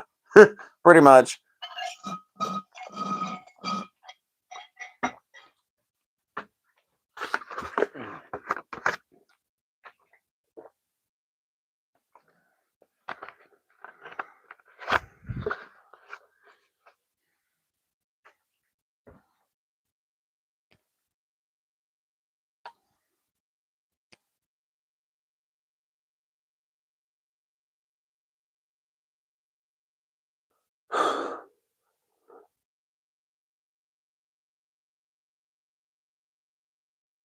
You love it when I sing?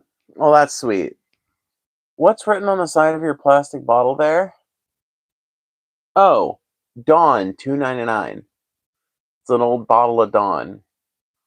It's been washed out, don't worry. And even if it's not, if it's safe for the outside of a duck, it's safe for the inside of my tummy. You're singing as angelic as a satanic atheist? That sounds like an insult, friend. If you're a satanic atheist, shouldn't you say my singing is like demonly? I'm kidding.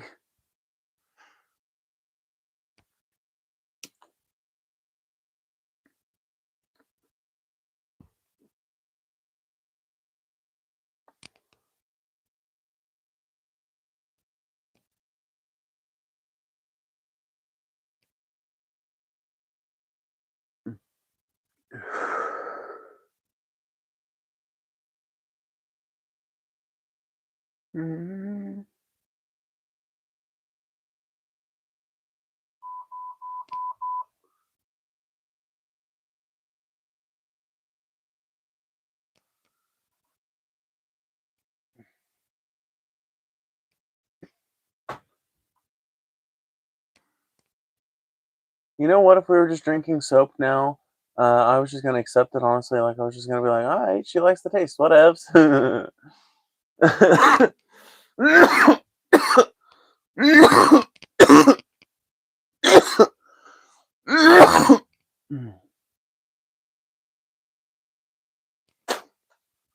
You know what pisses me off? There's a little weasel that's been creeping around my Discord ever since it opened. And I unbanned his ass on this channel a few months ago after he campaigned hardcore for me to do so. And that little weasel has yet to show up back over here.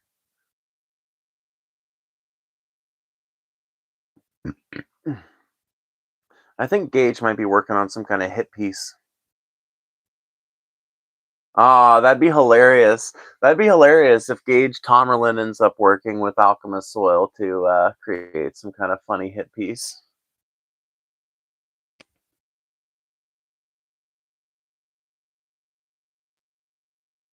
I admitted and like I wouldn't say this because I'm one LL, but it's that good. No, I knew. I got it. I was just making a joke.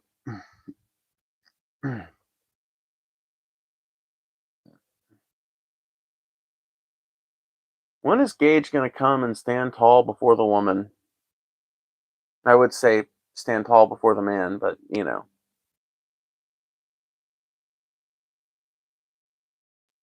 When is Gage gonna come and stand tall before the queen?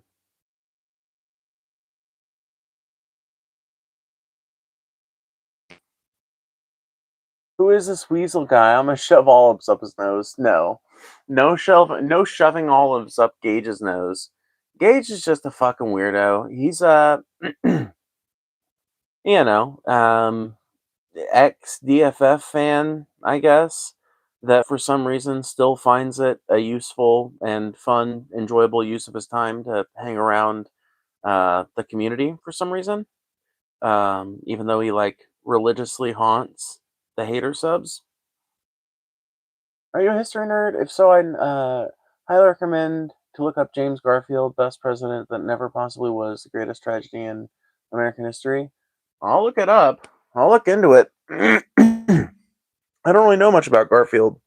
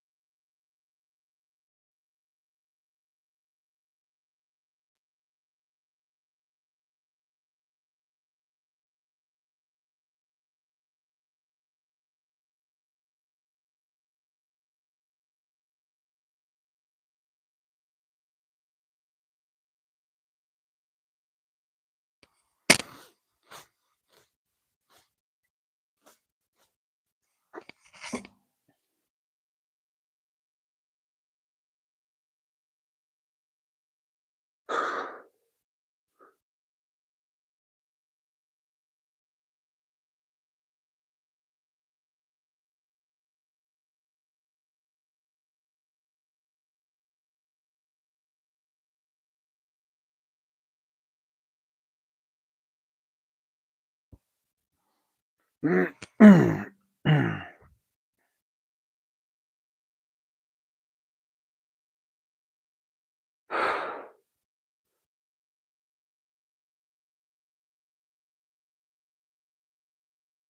we rushed up at him as he felt the wheels touch down. He got out down on the blacktop and took a taxi into town.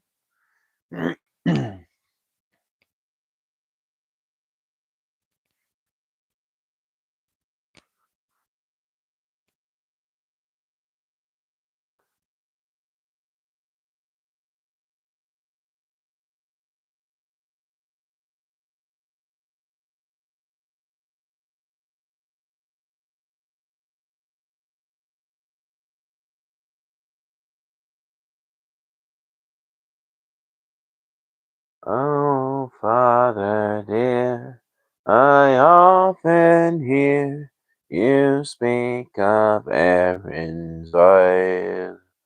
Her lofty scenes, her valleys green, her mountains rude and wild.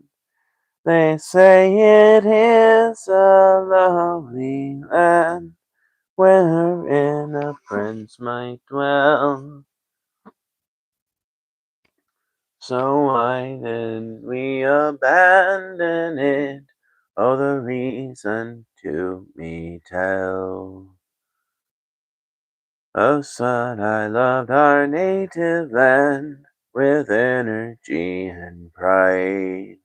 The love light came over all our crops, and our sheep and cattle died. The rent and taxes were to pay, I could not them redeem. And that's just one reason we left old Skibbereen.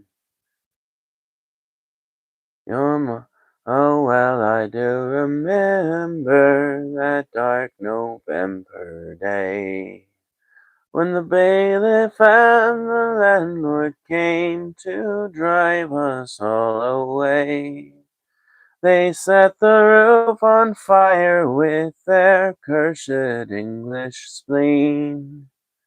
And that's a cruel reason we left old Skibbereen. Your mother could not stand all the destruction in her fall. She fainted in a heap upon seeing the desolation round, and passed away, not to wake again, but into immortal dreams. And that's yet another cruel reason we left old Skibbereen.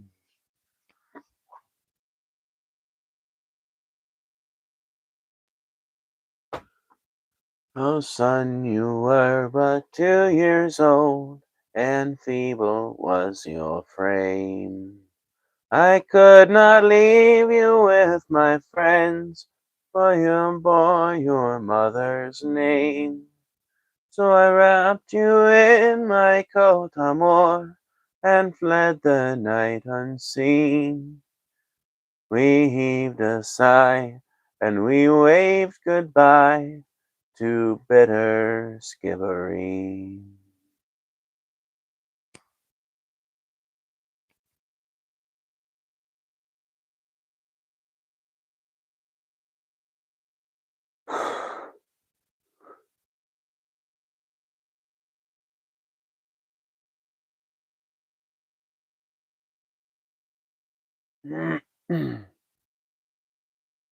Oh yeah, I'll look him up. Sounds like an interesting figure, for sure.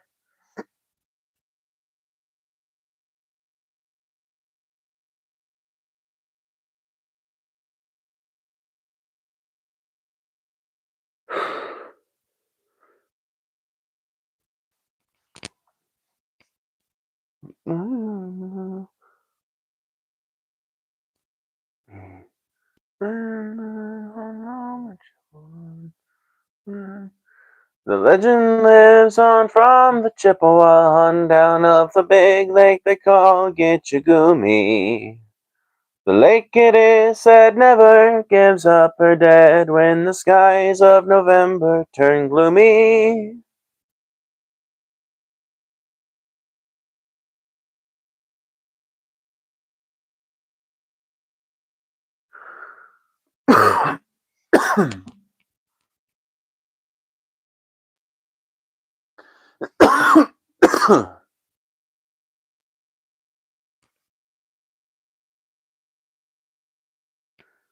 But for just one night. Nope. Let me try that again.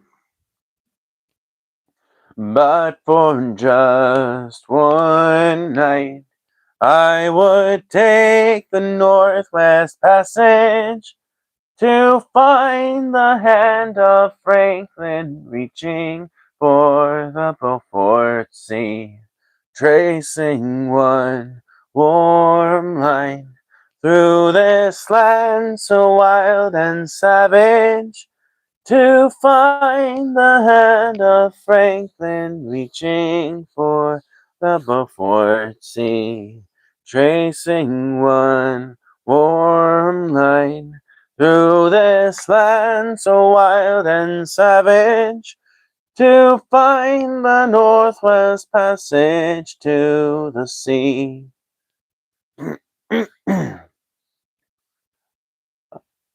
I I often take these night shift walks when the foreman's not around. I turn my back on the cooling stacks and make for open ground. Far out beneath the tank farm fence where the gas flare makes no sound. I forget the stink and I always think back to my old hometown. I remember well, I remember well that mm, when every day the news would say some factory's closing down.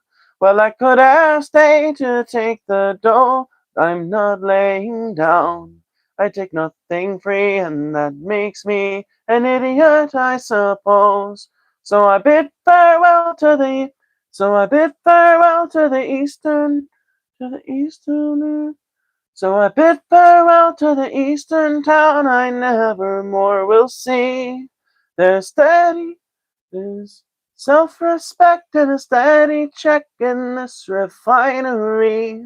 Well, I miss the green in the woods and streams, and I don't like cowboy clothes. I feel like I should I feel like I should lower the key on that one. I often, I often take these night shift walks when the foreman's not around. I turn my back on the cooling stacks and make for open ground. Far out beyond the tank farm fence where the gas flare makes no sound. I forget the stink and I always think back to that old hometown.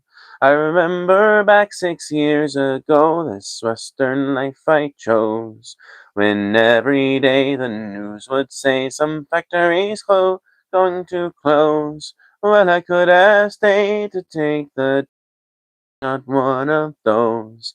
I take nothing free, and that makes me an idiot, I suppose. So I bid farewell to that eastern town I never more will see. There's self-respect and a steady check in this refinery. Well, I miss the green and the woods and streams, and I don't like cowboy clothes. But I like being free, and that makes me an idiot, I suppose. So come all you fine young fellers who've been beaten to the ground. This western life's no paradise, but it's better than lying down. All the streets aren't clean and there's nothing green, and the hills are dirty brown. But the government will rot your soul back there in your hometown. So up in farewell to the eastern town they never more will see. But work I must, so I eat this dust and breathe refinery. Oh, I miss the green and the woods and streams, and the dust shall fill your nose. But you'll be free and just like me, an idiot, I suppose. Well, you'll be free and just like me, an idiot, I suppose. These are the words I tell myself when I'm feeling beaten down. I tell myself that I'm doing right by turning that welfare down. But now I see for you and me that I want those woods and streams. For I owe my life to the workers' strife. Why can't we just be free?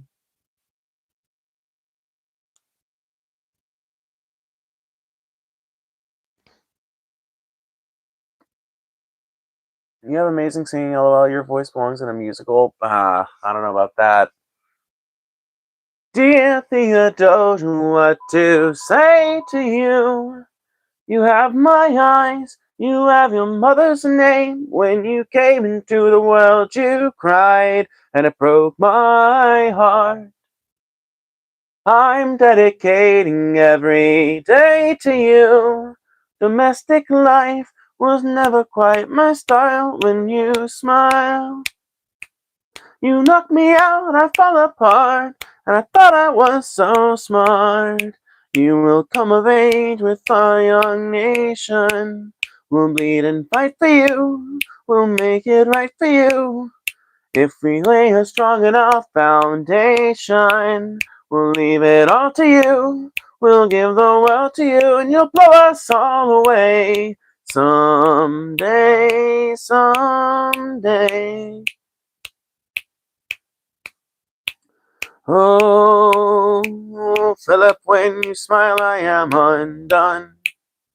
My son, look at my son. Pride is not the word I'm looking for. There is so much more inside me now. Oh, Philip, you outshine the morning sun. My son, when you smile, I fall apart, and I thought I was so smart. Our father wasn't around. I swear that I'll be around for you. I'll do whatever it takes. I'll make the world safe and sound for you. You will come of age with our young nation. We'll bleed and fight for you. We'll make it right for you. If we lay a strong enough foundation, we'll leave it all to you. We'll bring the world to you, and you'll blow us all away.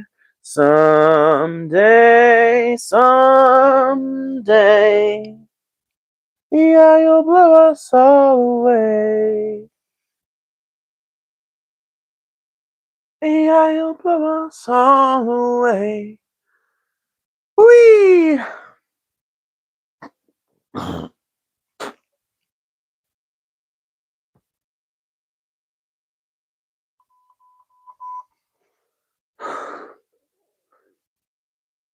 If you like Hamilton, I think you'll like Epic the Musical.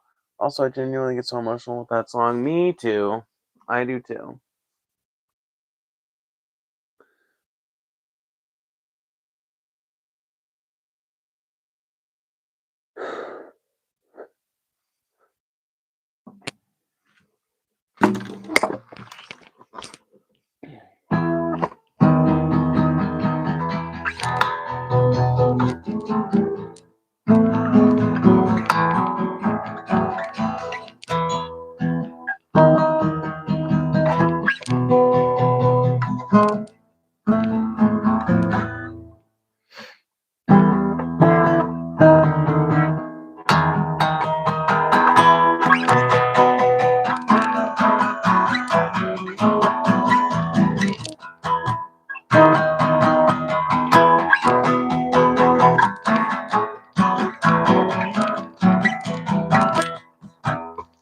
Can't play that one yet, but I'll be glad when I can.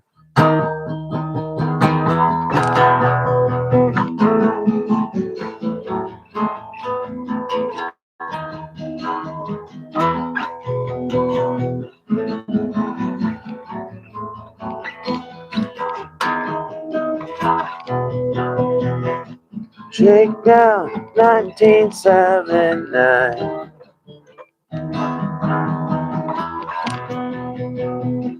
Cool kids never have the time.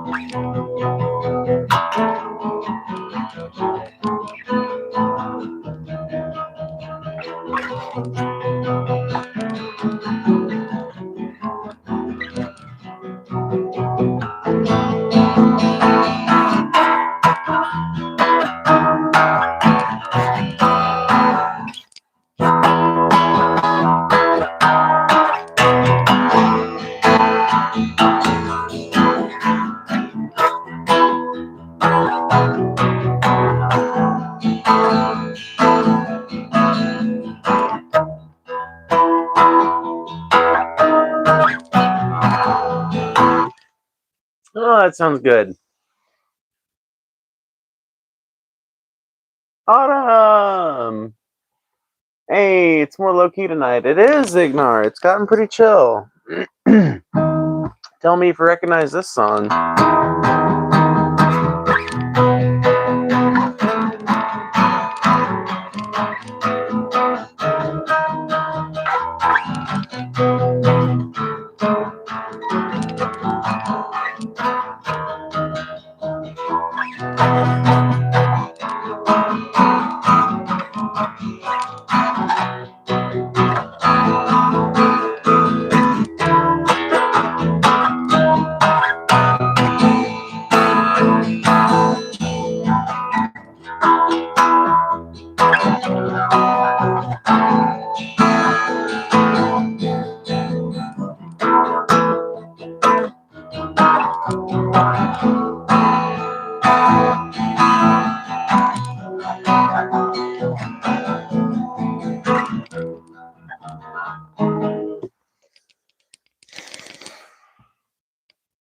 Yes, it is. It is.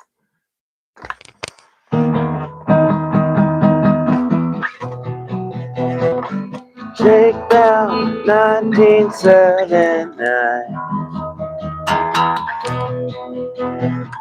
Cool kids never had the time. Na na na na na na. And we don't even care. Shake these autumn blues. Na na na. Na na na na na na. Na na na na. Na na na na na na.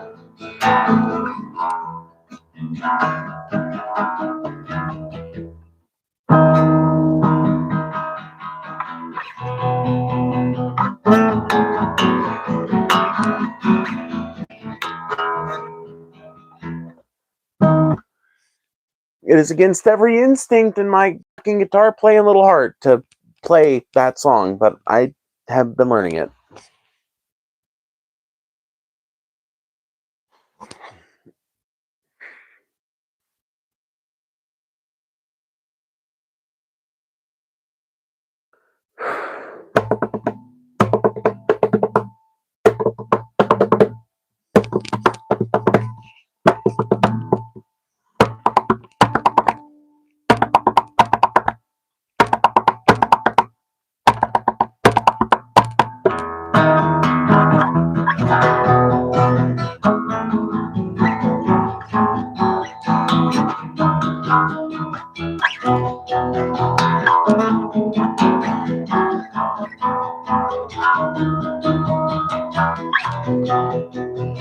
Shakedown 1979. Cool kids never had the time. Na na na na na na na.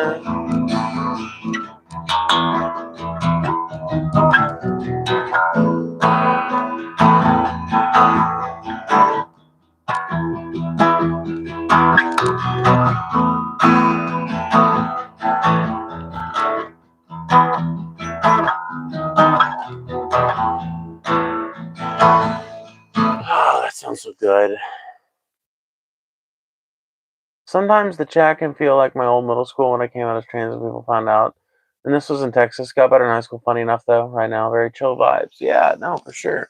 The vibe of the chat definitely depends on what, on how far we into it and everything. Excuse me. I wish I didn't do these after dinner.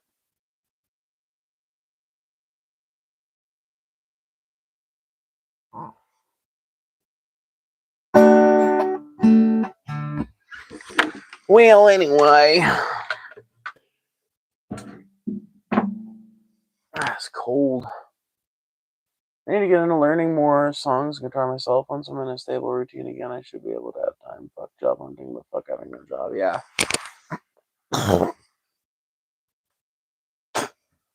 Both situations suck. And, one is the cause of the other, and one is the cure to the other. It just sucks. For sure. It's fucking cold in here, yo. Like, legitimately ass cold in here.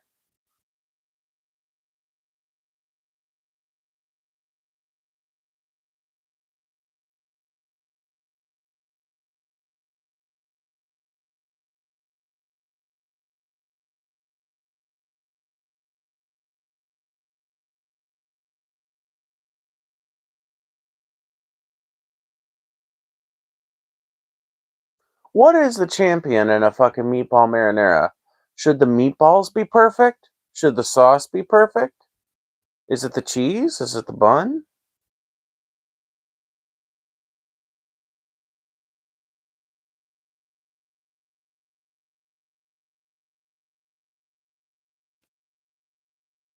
Great playing, always enjoy. Aw, thank you.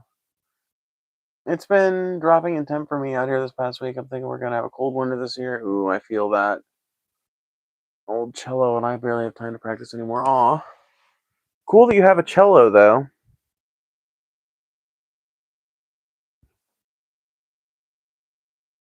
Little Johnny Ray said it's sweet upon the stereo.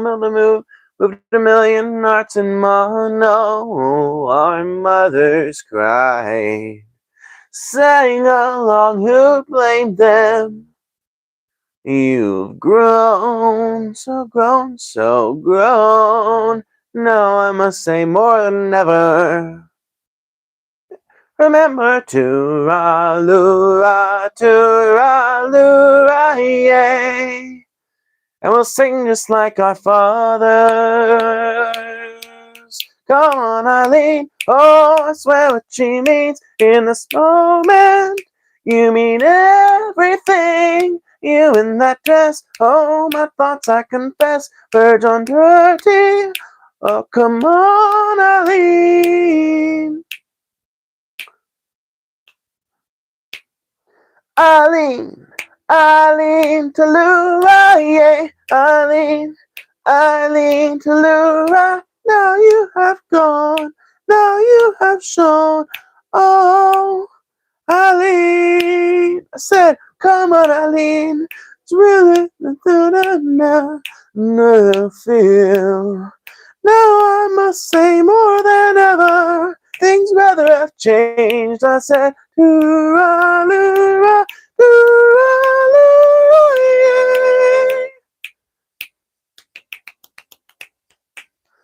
come on, Eileen. Oh, I swear what she means in this moment.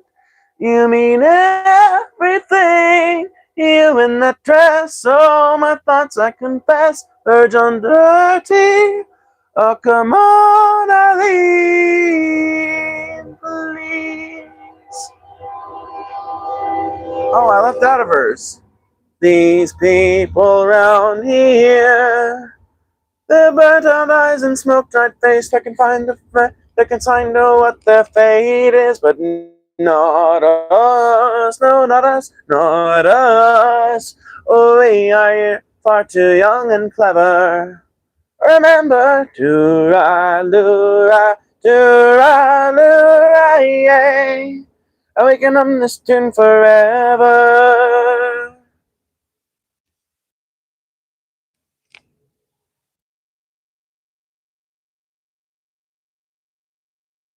What? You haven't heard the original before? Oh, it's so good.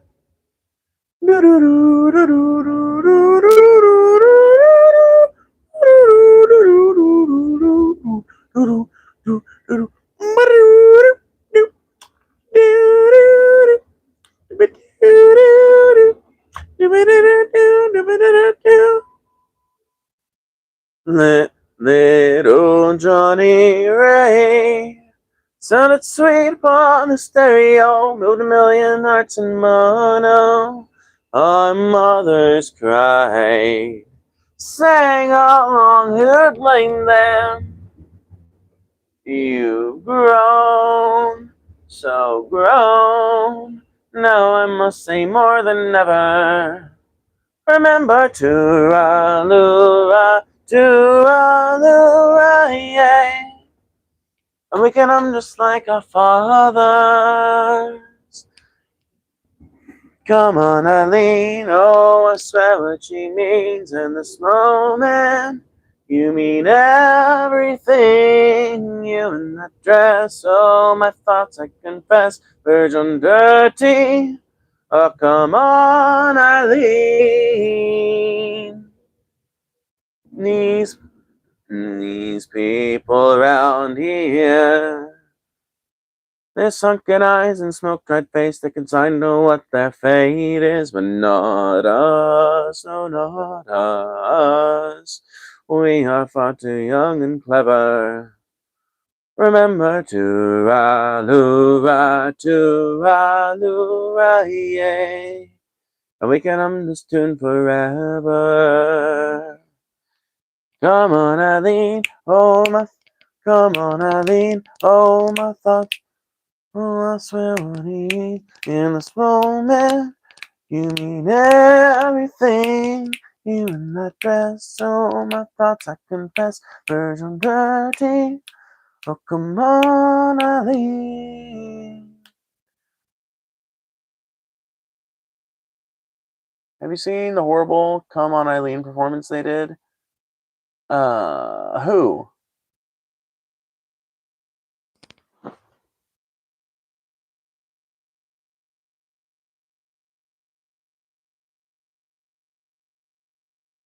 I don't know if you know the band. They're out of Orange County, one of the big ska bands from the 90s and 2000s. Nope, not off the top of my head.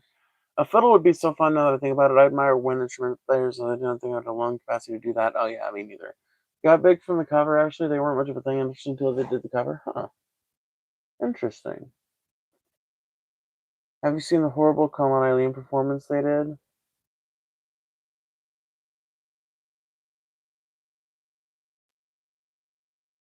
That's bait. That's that's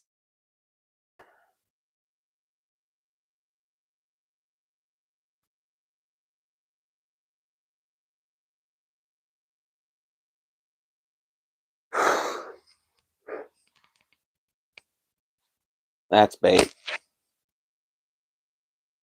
Let me do the meme again. That's bait.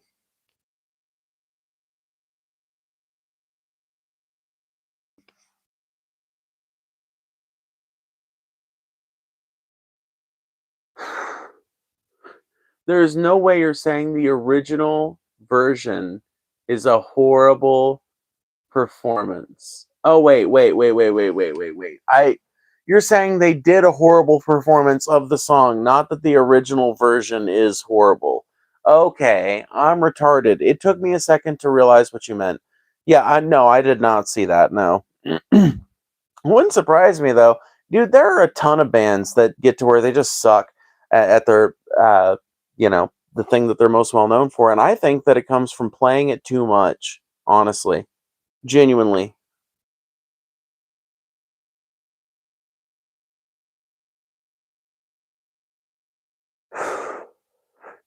I think there's only so many times you can go toora toora toora toora yay before you just get sick of it, you know.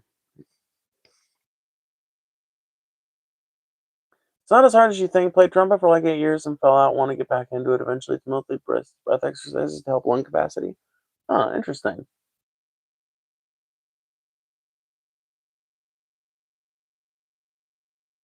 And it's that fucking song. That song is great, dude. That song is great. Come on, Eileen is a great song.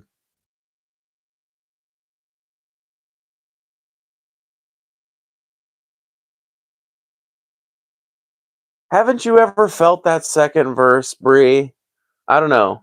As a person who grew up in small town America, these people round here, sunken eyes and smoke dried face, they're consigned to what their fate is, but not us. We're too young and clever. Oh, that song is like my anthem, bro. That song is my anthem.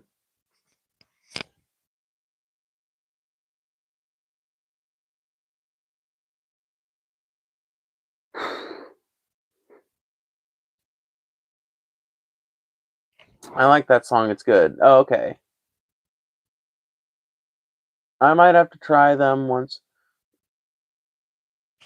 I might have to try them once I'm in a spot where I have enough time and money. I try to give myself a fiddle and try it out. You should.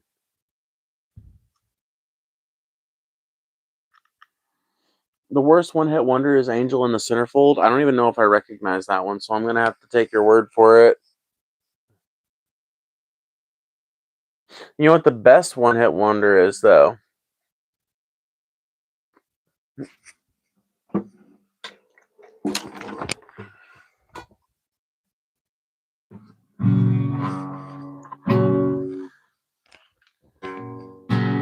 I'm addicted to methamphetamine since the age of 3. Emotionally crippled, my mom and dad left me homeless in the gutter, surviving on refugees. At least I'm not Brett Keane. At least I'm not Brett Keane.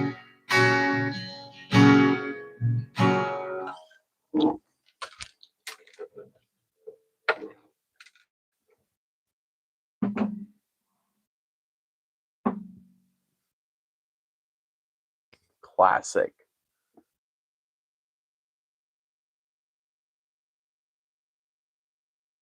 Classic. I better get off here soon, though, because I gotta use the bathroom, and it's pretty fucking late, so... Afraid I'm gonna have to go here soon. Afraid I'm gonna have to do that. But, as always, it's been fun. These are always great. These are always good to do. So I appreciate you guys hanging out, as always. Thanks for the super chats, the gifts, and any other way that you have helped support the stream, because all of it is necessary to a good experience for all of us. So thank you guys for hanging out, and I will see you guys later. I'm sorry, Ignar. Well, you know what, Ignar? Are you still here, Ignar? Are you still here? Because if you are, I'll smoke a fucking puff or two of this bowl with you. In solidarity. In polidarity.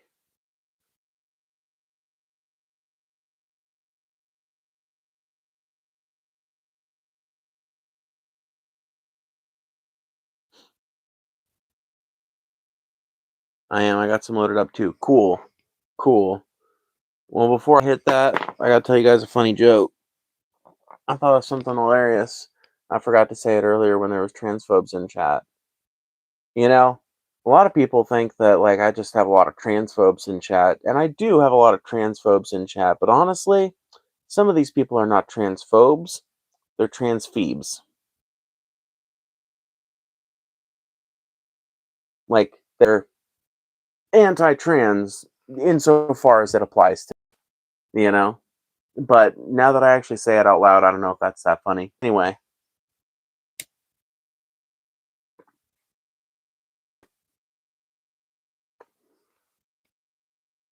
I just want to come up with a funny name a funny and derisive name for people that are being transphobic to me, but not actually because they're like meaningfully transphobic, but more because they just like hate my ass.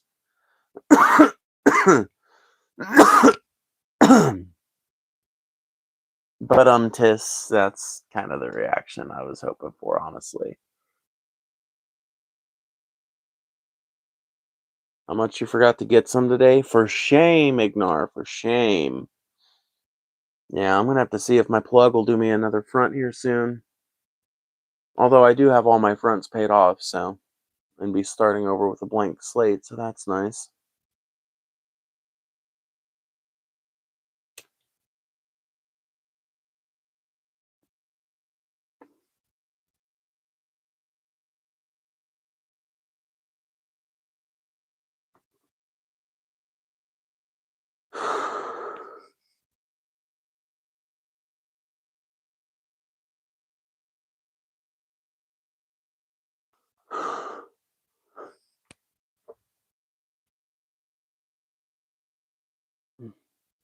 I know, I almost was able to, but all the weed stores close at 10 p.m., so I don't have time.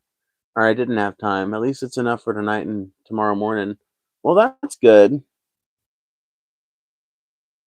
That's good. You don't have to, stay sober for the whole day,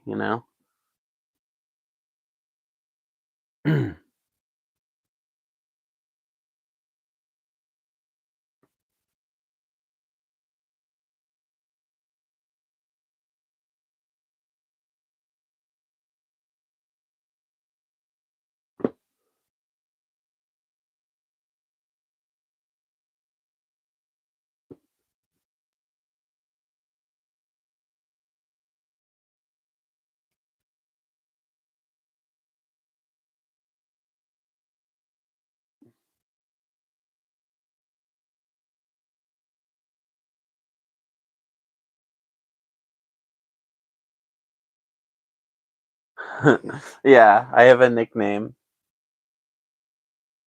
I have a nickname for them now. The Transfebes.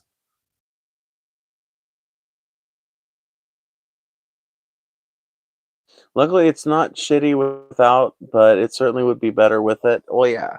For me, honestly, like, um, I can. It's weird, right? If I don't have weed at all, I find myself more frustrated, more easily frustrated, and stuff like that. Um, but if I do have weed, it's not like I need to be using it in order to feel okay. It's just like the knowledge that it's there when I do need it or when I do get a chance to medicate is enough to like help me get through most days. And on days when it's not, having it there is like a godsend because then, I can come out and smoke a bowl and I feel fucking, you know, feel like I can conquer the world again. No, I don't feel quite that great just from smoking weed, but weed is very often the difference, for me at least, between a good day and a really shitty day, or a good day and a great day sometimes. Makes good days great, makes bad days good.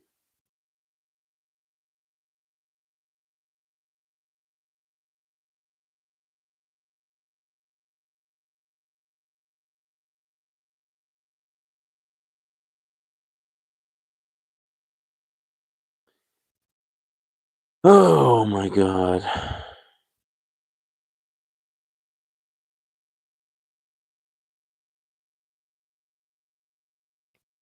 I definitely get that. I sometimes get to the point where I can get catastrophic with things and overstress myself.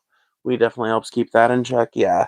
That's basically what it is for me too. I mean, it's apocalypsing, it's getting like overly frustrated with things that shouldn't frustrate me normally.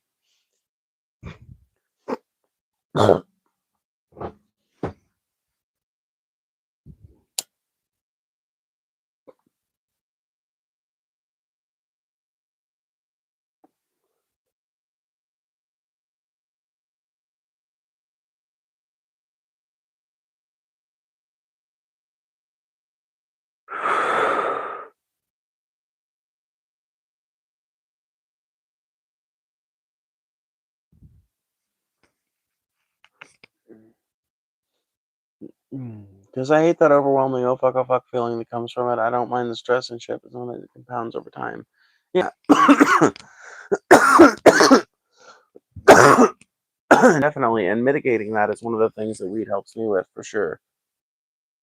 Mitigating that and not feeling quite so holy shit, holy shit, holy shit. One thing I know that helps is simply just focusing on one day at a time and just do what you can that day. Even if everything isn't done, it feels less stressful. Yeah, for sure.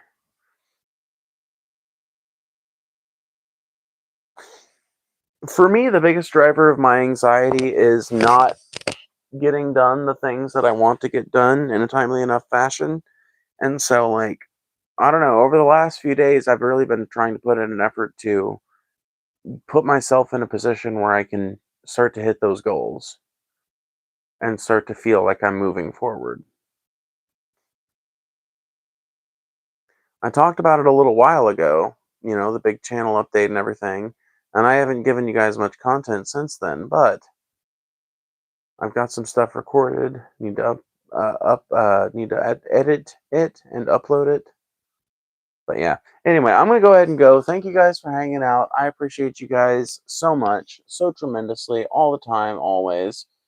I have some chub, and as a trans man, I have an odd relationship with it because I am not on T yet. It makes me look more feminine, but it's hard to imagine myself without it. So for me, it's odd. Well, when you're on T, it'll start to look more manly than it does right now, Like right now, you probably feel like it doesn't fit you very well, but honestly, like a lot of men look a little better with a little bit of chub on, so I would say don't feel too bad about it if you can help it. But yeah, good night. I appreciate you guys. Thank you guys for hanging out and hang out again sometime, will you?